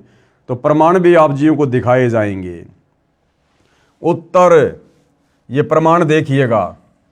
हिंदू समाज जो परमात्मा में सच्ची श्रद्धा रखता है वह श्रीमद् भगवद गीता को पूरा सम्मान देता है तथा बहुत सारे हिंदू भगत भगतमती प्रतिदिन गीता का पाठ भी करते हैं। प्रत्येक हिंदू गीता को विशेष सम्मान की दृष्टि से भी देखता है, समय लगे तो पढ़ता भी है। मूल रूप से गीता व वेद तथा पुराण आदि सब संस्कृत भाषा में लिखे हैं। बहुत सारे हिंदू विद्वानों ने गीता वेद तथा पुराणों का हिंदी या अन्य भाषा में अनुवाद भी किया हुआ है। जो अनुवाद करता है वह तो उस शास्त्र के एक एक शब्द को ध्यान से पढ़ता है। उसके द्वारा किए अनुवाद को अन्य हिंदू समाज सत्य अनुवाद मानकर पूर्ण विश्वास के साथ पढ़ता है। परंतु इन शास्त्रों में क्या कहा है न अनुवादक विद्वान समझे, यानी इस गीता जी में क्या लिखा है, वेदों में क्या लिखा है, इन पुराणों में क्या लिखा है, ना तो इनका अनुवाद करने वाले हिंदू समाज की दृष्टि में वो विद्वान समझ पाए और न अन्य हिंदू समझे जो प्रतिदिन उस अनुवाद को पढ़ते हैं। तो कहाँ इसका प्रमाण है? तो प्रमाण के लिए देखिएगा भाई और बहनों, क्या बता रहे हैं गुरुदेव। गीता अध्याय 9 श्लोक 25 में क्या लिखा है? अगर हमारे हिंदू धर्म के मार्गदर्शक, इन शास्त्रों के अनुवादक जिनको हम विद्वान ऋषिजन मानते थे, यदि वो गीता जी के अर्थ को, अनुवाद को समझ गए होते तो भाई गीता अध्याय 9 श्लोक नंबर 25 के विपरीत साधना नहीं कर रहे होते। तो गीता अध्याय 9 श्लोक 25 में गीता का ज्ञान देने वाले ब्रह्म ने क्या कहा है? पितरों को पूजने वाले पितरों को प्राप्त होते हैं। अब बताओ भाई, आजकल घर घर में पितरों की पूजा होती है हिंदू समाज में। मरने के बाद में उन पितरों की पूजा की जाती है, उनकी मूर्ति बनाकर, फोटोएं बनाकर उनके श्राद्ध निकाले जाते हैं। जबकि गीता अध्याय 9 श्लोक 25 में तो आपका भगवान मना कर रहा है कि पितरों को पूजने वाले पितरों को प्राप्त होते हैं, यानी पितरों को पूजने वाले पितर ही बनेंगे, यानी पितर योनि प्राप्त करते हैं। तो मुक्ति कहां हुई? भटकते फिरते हैं। और भूतों को पूजने वाले भूतों को प्राप्त होते हैं। भूतों को पूजना यानी श्राद्ध निकालना। हमारे पूर्वज जो मर चुके हैं, जिनके हम श्राद्ध निकाल रहे हैं, उनकी गति हुई नहीं, उल्टी दुर्गति हो गई वेद विरुद्ध साधना करने के चलते। वो भूत बनकर भटक रहे हैं, भूखे प्यासे। कभी हमारे को सौपन में दिखाई देते हैं, कभी घर में कोई नुकसान कर देते हैं। फिर हम किसी पंडित के पास जाते हैं, वो कहते हैं उनके श्राद्ध निकालो। तो हमारे पूर्वज खुद ही अपनी दुर्गति करवाकर भूत बने फिर रहे हैं, भटकते फिर रहे हैं, भूखे प्यासे। और हम यदि उनकी पूजा करना शुरू कर देंगे, यानी उनके श्राद्ध निकालेंगे, यानी उनकी पूजा हो गई, तो हम भी मरने के बाद में दुर्गति को प्राप्त होंगे, फिर भूत बनेंगे। इसी प्रकार से भूतों को पूजने वाले भूतों को प्राप्त होंगे, यानी प्रेत योनि प्राप्त करते हैं। और देवताओं को पूजने वाले देवताओं को प्राप्त होंगे। और देवताओं को पूजने वाले कहाँ जाएंगे? वो देवताओं के लोक में जाएंगे, उनके वो गण बनेंगे, उनके नौकर बनेंगे। और ये देवी देवता फिर उनका मिसयूज करेंगे, मिसयूज, यानी देवलोक में चले जाते हैं। और ये गीता ज्ञान देने वाला कह रहा है कि मेरी पूजा करने वाले मुझे, यानी गीता ज्ञान देने वाले को प्राप्त होते हैं। और गीता ज्ञान देने वाला कहाँ रहता है? ब्रह्मलोक में। और गीता अध्याय 8 श्लोक नंबर 16 में खुद कह रहा है कि मेरे ब्रह्मलोक में गए हुए प्राणी भी पुनरावृत्ति में हैं, यानी उनका भी जन्म मरण समाप्त नहीं होता। वो भी गधे कुत्ते सूअर बनने से नहीं बच सकते। तो भाई और बहनों, बताओ फिर मुक्ति है कहाँ? बताओ फिर हमारे इन अनुवादकों को, इन विद्वानों को, ऋषियों को, धर्म गुरुओं को, जो गीता का हवाला देकर, गीता का पाठ सुनाकर, श्लोक सुनाकर आप और हमें कथा सुनाते हैं, अध्यात्म में हमारा मार्गदर्शन करते हैं, जब ये खुद वेद विरुद्ध, गीता विरुद्ध साधना कर रहे हैं, तो बताओ फिर इनको ज्ञान कहाँ हुआ? तो ये गीता अवश्य पढ़ते हैं, वेद अवश्य पढ़ते हैं, कथा अवश्य करते हैं, लेकिन आचरण इसके विपरीत कर रहे हैं। तो ये आपकी आंखों के सामने है। ये पितृ पूजा करवाना, भूतों की पूजा करवाना, श्राद्ध निकलवाना, जिसके लिए गीता ज्ञान देने वाला भगवान ये ब्रह्म अध्याय 9 श्लोक 25 में मना कर रहा है। और इस गीता को पढ़ने वाले हमारे धर्मगुरु हमारे से सारे यही पाखंड करवा रहे हैं। तो गीता पढ़ने के बाद भी इनको गीता का ज्ञान कहाँ हुआ? तो गीता ज्ञान देने वाला कह रहा है कि मेरी पूजा करने वाले मुझे, यानी गीता ज्ञान देने वाले को प्राप्त होते हैं, यानी ब्रह्मलोक को प्राप्त होते हैं। पितर व भूत पूजा। अब ये पितर व भूत पूजा क्या है? मरने के बाद मरे हुए व्यक्ति की आत्मा की गति करवाने के नाम पर किया जाने वाला कर्मकांड पितृ व भूत पूजा कहा जाता है। तो बताओ भाई, मरने के बाद में सारे कर्मकांड हमारे धर्मगुरुओं के कहने पर पूरा का पूरा हिंदू समाज कर रहा है कि नहीं कर रहा? अब बताओ, हमारे उन धर्मगुरुओं को ज्ञान कहां गीता का, जो गीता पढ़ते हैं? और आप और हम आम सामाजिक लोगों से भी इन्होंने गीता अध्याय 9 श्लोक 25 के विपरीत पितृ पूजा शुरू करवा दी, पाखंड पूजा शुरू करवा दी। आज हर किसी के घर में किसी की मृत्यु होने के पश्चात उसकी 12वीं 13वीं उसकी बरसी, समाधि पूजना, उसके श्राद्ध निकालना, सारे कर्मकांड करवाए जा रहे हैं।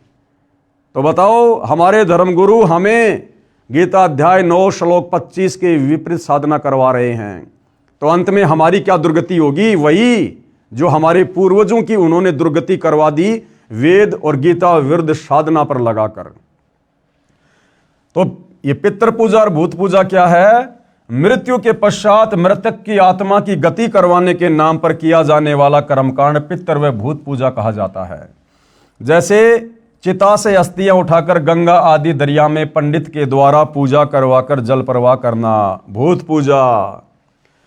फिर 13वीं या 17वीं के दिन पूजा पाठ पंडित से करवाना, भूत पूजा।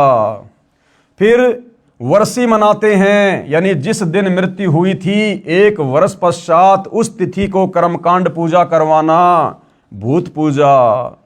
गरुड़ पुराण का पाठ करवाना, वेद विरुद्ध साधना, वेद विरुद्ध पूजा। श्राद्ध करवाना, भूत पूजा।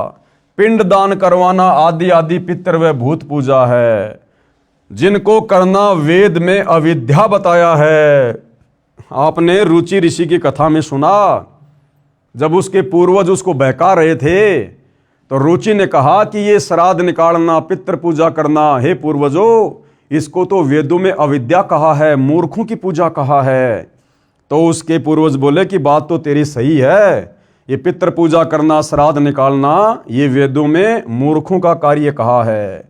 तो यहां गुरुदेव वही बता रहे हैं कि इन तमाम प्रकार की पाखंड पूजाओं को करना, जिनको करना वेद में अविद्या बताया है, यानी मूर्खों की पूजा बताया है, यानी मूर्खों की पूजा कहा है, जो पितर प्लस भूत योनि प्राप्त करवाती हैं, ये गीता भी प्रमाणित करती है। पितर पूजने से पितर बनते हैं, अध्याय 9 श्लोक 25, और भूत पूजा से भूत बनते हैं। इससे स्वयं सिद्ध है कि हिंदू समाज ने अपने धर्मशास्त्रों को पढ़ा है परंतु समझा नहीं। यदि पुराण ठीक से समझी होती तो इसमें श्राद्ध करने की एक विधि ये भी है जो विष्णु पुराण में इस प्रकार बताई है, जो वेद ज्ञान है। श्री विष्णु पुराण 3रा अंश के अध्याय 15 श्लोक 55-56 में कहा है कि हे भूपाल, पितरगण का आधार चंद्रमा और चंद्रमा का आधार योग है, इसलिए श्राद्ध में योगी जन को नियुक्त करना अति उत्तम है। यानी श्राद्ध में योगी जन को नियुक्त करना। योगी कौन? सच्चा भगत, सच्ची योग साधना करने वाला। हे राजन, यदि श्राद्ध भोजी 1000 ब्राह्मणों के सन्मुख एक योगी भी हो तो वह यजमानों सहित उन सब का उद्धार कर देता है। क्या लिखा है वेदों में कि जिस प्रकार से श्राद्ध में हजारों ब्राह्मण जो वेद विरुद्ध साधना करते हैं, गीता के विरुद्ध साधना करते हैं, अगर ऐसे ऐसे श्राद्ध में भोजन करने के लिए बैठे हुए 1000 पंडित और ब्राह्मणों के सामने अगर किसी एक सच्चे भगत को, तत्वज्ञानी भगत को, शास्त्र अनुकूल साधना करने वाले भगत को बैठाकर भोजन करवा दिया जाए तो जितना फायदा, जितना लाभ उन 1000 शास्त्र विरुद्ध साधना करने वाले ब्राह्मणों के भोजन करने से नहीं मिलेगा, उससे कहीं ज्यादा लाभ और उनकी तृप्ति किनकी? जो हमारे पूर्वज भूत बने फिर रहे हैं, उस एक शास्त्र अनुकूल साधना करने वाले सच्चे भगत के भोजन करने से हो जाती है। इतना लाभ मिल जाता है।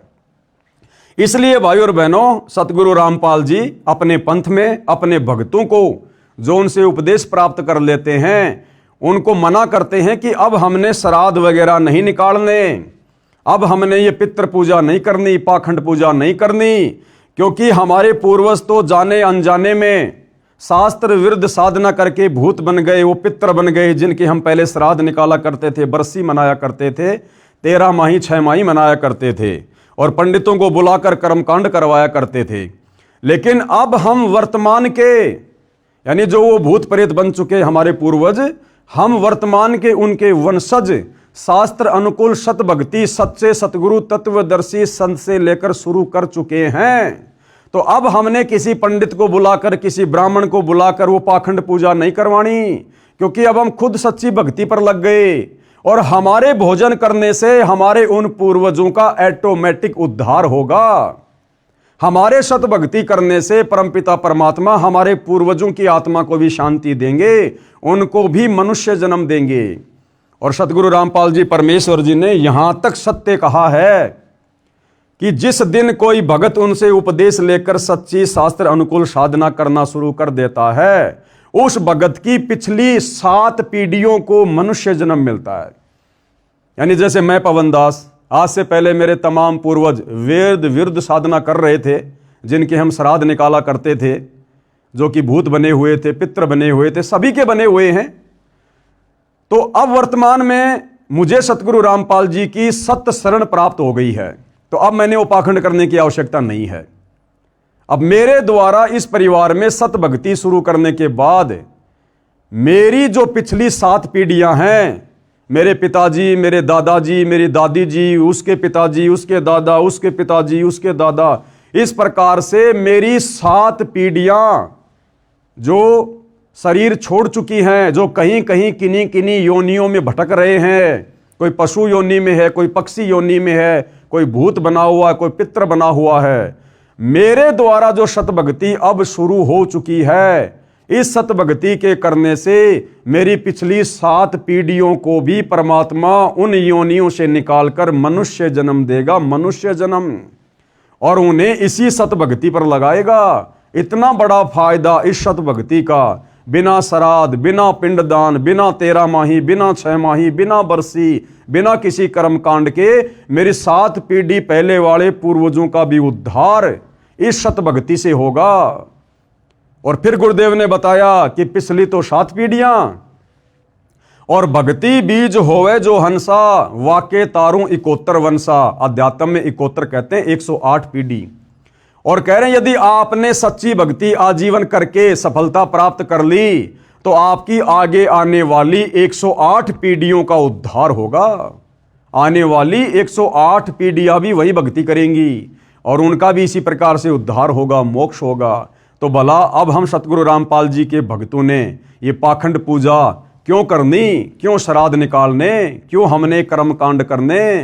तो भाई और बहनों, जो सत भक्ति वर्तमान में सतगुरु रामपाल जी धरती पर लेकर प्रकट हुए हैं तत्वदर्शी संत के रूप में, ये सर्वश्रेष्ठ है, उत्तम है। इससे बढ़कर मोक्ष प्राप्ति का कोई मार्ग संसार में नहीं है।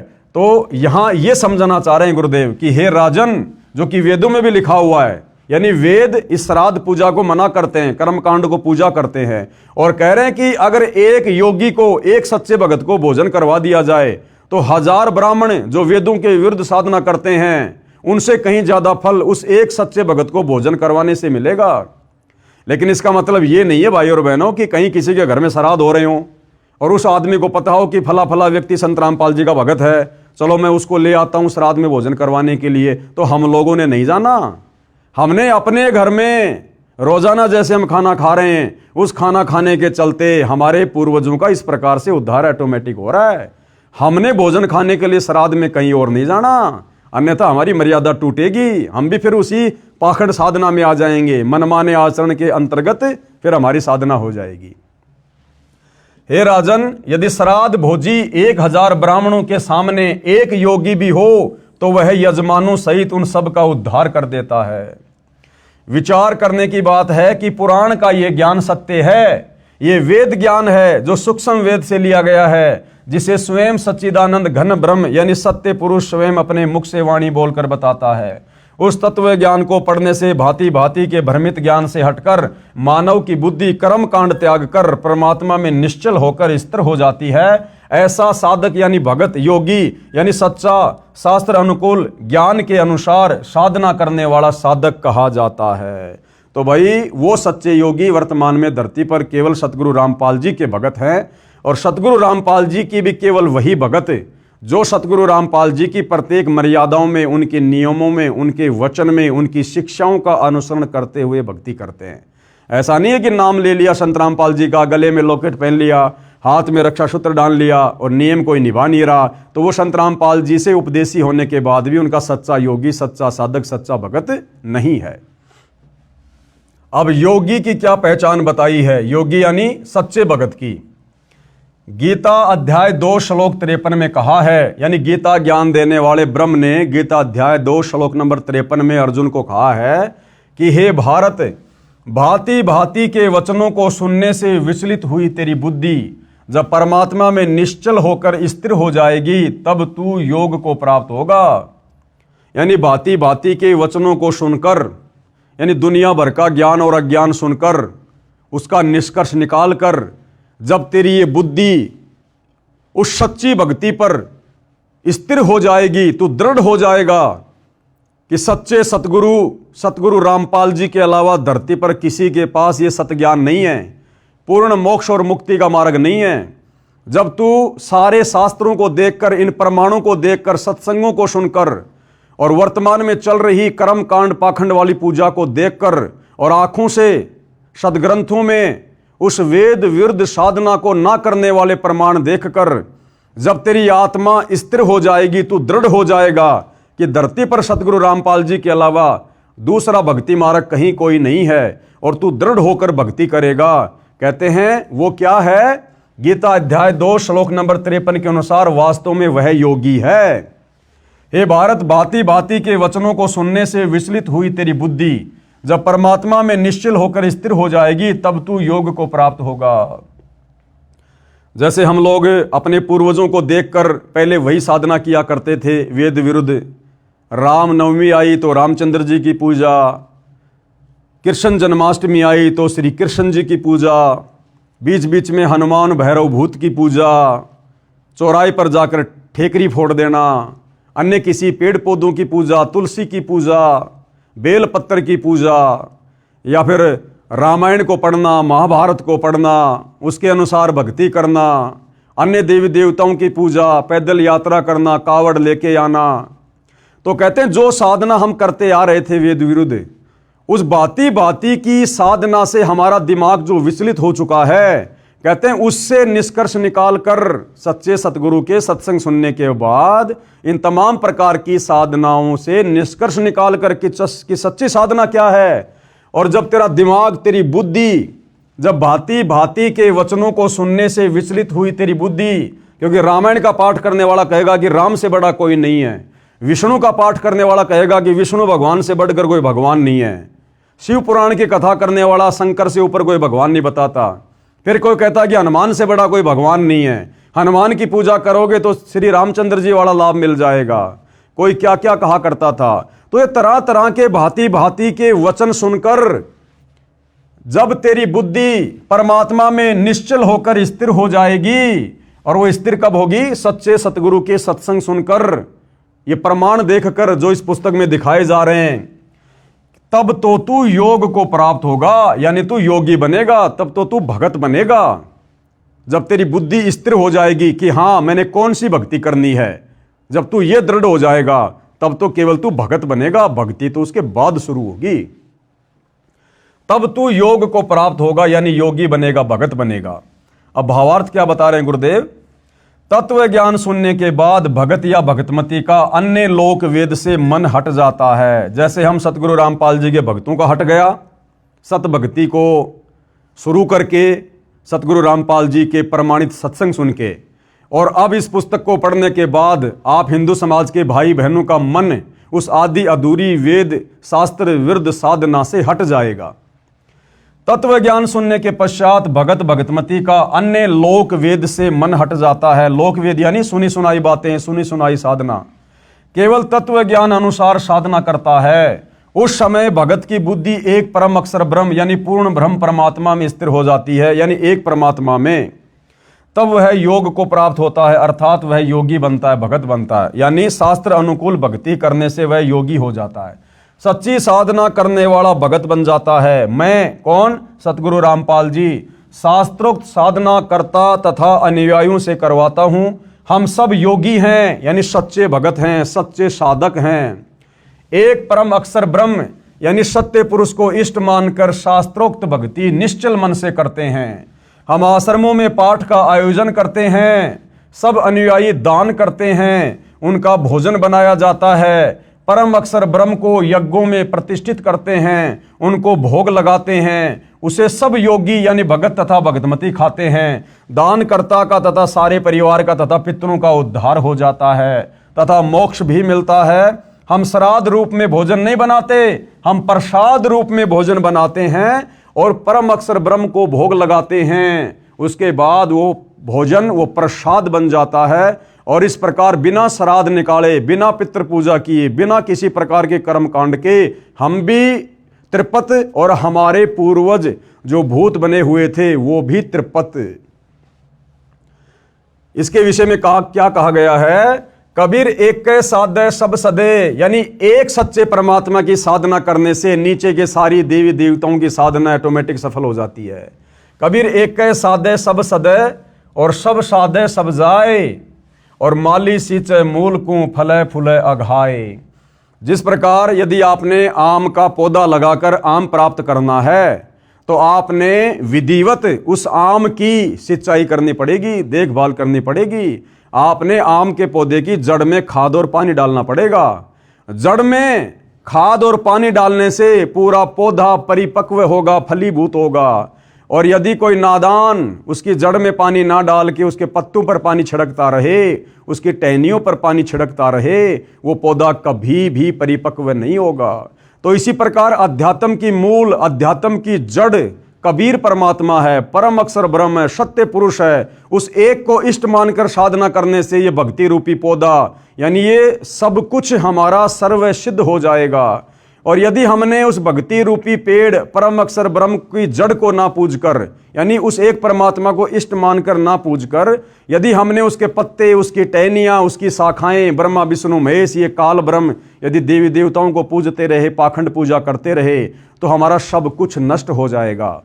तो क्या कहा है? कबीर एक के साधे सब सदे और सब साधे सब जाए और माली सींचे मूल को फले फूले अघाए। अर्थात जैसे पौधे की जड़ों यानी रूट में सिंचाई की जाए तो पूरा पौधा तृप्त हो जाता है तथा खूब फलता फूलता है। यदि पौधे को उल्टा शाखाओं की ओर से जमीन में दबाकर मूल यानी रूट को ऊपर को कर दें और सब शाखाओं की सिंचाई करें यानी सब साधें तो सब जाए यानी पौधा नष्ट हो जाएगा। गीता अध्याय 15 श्लोक 1 और 3 में यह प्रकरण विस्तार से बताया है। पढ़ें इसी पुस्तक के पेज नंबर 115 पर, जो हम आगे को पढ़ेंगे। यह दास यानी सतगुरु रामपाल जी भी धार्मिक अनुष्ठान श्रद्धा से पूजा करता और करवाता है, जिसके करने से साधक यानी भगत पितर भूत नहीं बनता अपितु पूर्ण मोक्ष प्राप्त करता है। तथा जो पूर्वज गलत साधना यानी शास्त्र विधि त्याग कर मनमाना आचरण अर्थात पूजा करके पितर भूत बने हुए हैं, उनका भी छुटकारा हो जाता है पिछली 7 पीढ़ियों तक का। यही प्रमाण इसी विष्णु पुराण पेज 209 पर इसी तीसरे अंश के अध्याय 14 श्लोक 20 से 31 में भी लिखा है कि जिसके पास श्राद्ध करने के लिए धन नहीं है तो वह ये कहे, हे पितृगणों, आप मेरी भक्ति से तृप्ति लाभ प्राप्त करें, क्योंकि मेरे पास श्राद्ध करने के लिए वित्त यानी धन नहीं है। कृपया पाठक जन विचार करें कि जब भक्ति मंत्र जाप की कमाई से पितर तृप्त हो जाते हैं तो फिर अन्य कर्म कांड की क्या आवश्यकता? भाई विष्णु पुराण में लिखा है, यदि किसी के पास में श्राद्ध पूजा करने के लिए, पितृ पूजा करने के लिए धन नहीं है तो वो क्या करे? अपनी भक्ति कमाई को संकल्प कर दे कि हे मेरे पितरों, हे मेरे पूर्वजों, मेरे पास में आपके श्राद्ध के लिए खीर खांड हलवा पूरी बनाने के लिए साधन नहीं है, पैसा नहीं है। आप मेरी भक्ति में से यानी मैं जो मंत्रों का जाप करता हूं, जो धर्म कर्म करता हूं, उसमें से कुछ भक्ति कमाई मैं आपको संकल्प कर रहा हूं। और विष्णु पुराण कहता है कि ऐसा संकल्प करने से अपनी भक्ति का उन पूर्वजों की जो भूत बने हुए हैं, पितर बने हुए हैं, उनकी आत्मा संतुष्ट हो जाती है। तो बताओ फिर ये कर्मकांड करने से क्या फायदा?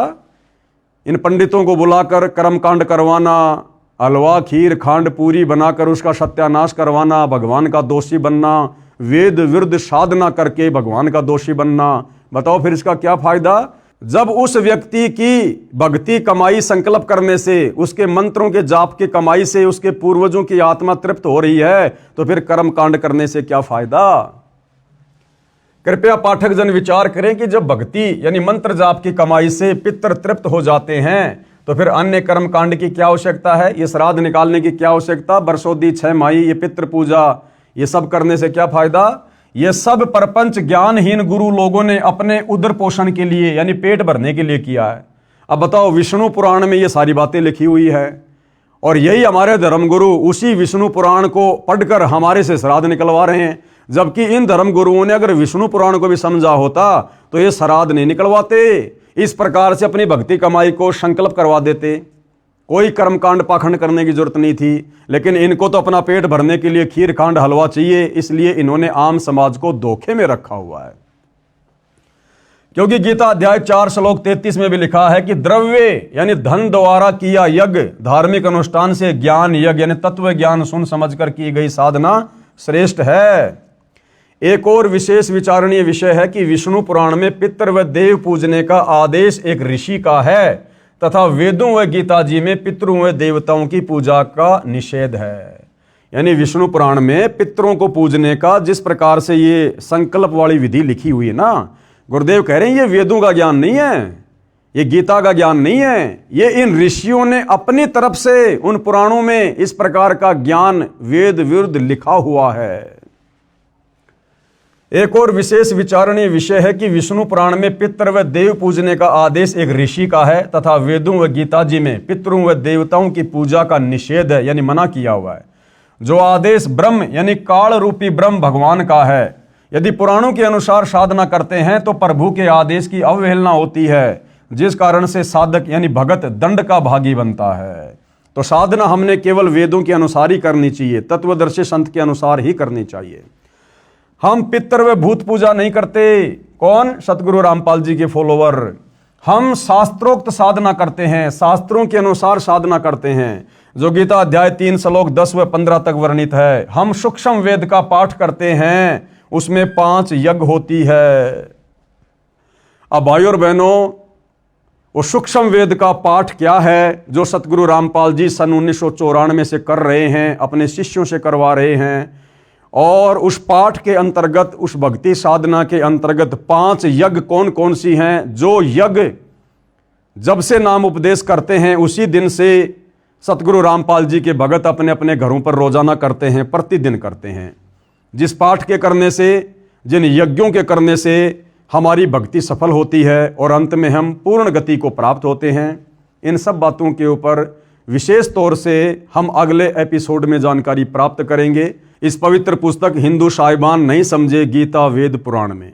तो आज के वीडियो में केवल इतना ही। उम्मीद करता हूँ धीरे धीरे हिंदू समाज को, विश्व के मानव समाज को, जो इस पुस्तक को देख पा रहे हैं, इसको पढ़ पा रहे हैं, उन्हें अध्यात्म के विषय में बहुत कुछ समझ में आ रहा होगा। अगर थोड़ा धैर्य रखेंगे, निष्पक्ष होकर पुस्तक को पढ़ेंगे, देखेंगे, आपको बहुत कुछ समझ में आएगा, सब कुछ समझ में आएगा। इस पुस्तक को आप जी गूगल पर जाकर हिंदी में सर्च करके हिंदू साहिबान नहीं समझे गीता वेद पुराण इस नाम से PDF में डाउनलोड करके भी मोबाइल में पढ़ सकते, देख सकते हैं। तो आज के वीडियो में केवल इतना ही। परमेश्वर हम सभी को आशीर्वाद दे, आज्ञा दे, हमारा मार्गदर्शन करें, हमें भ्रमने भटकने से बचाएं। बंदी छोड़ सतगुरु रामपाल जी भगवान की जय हो।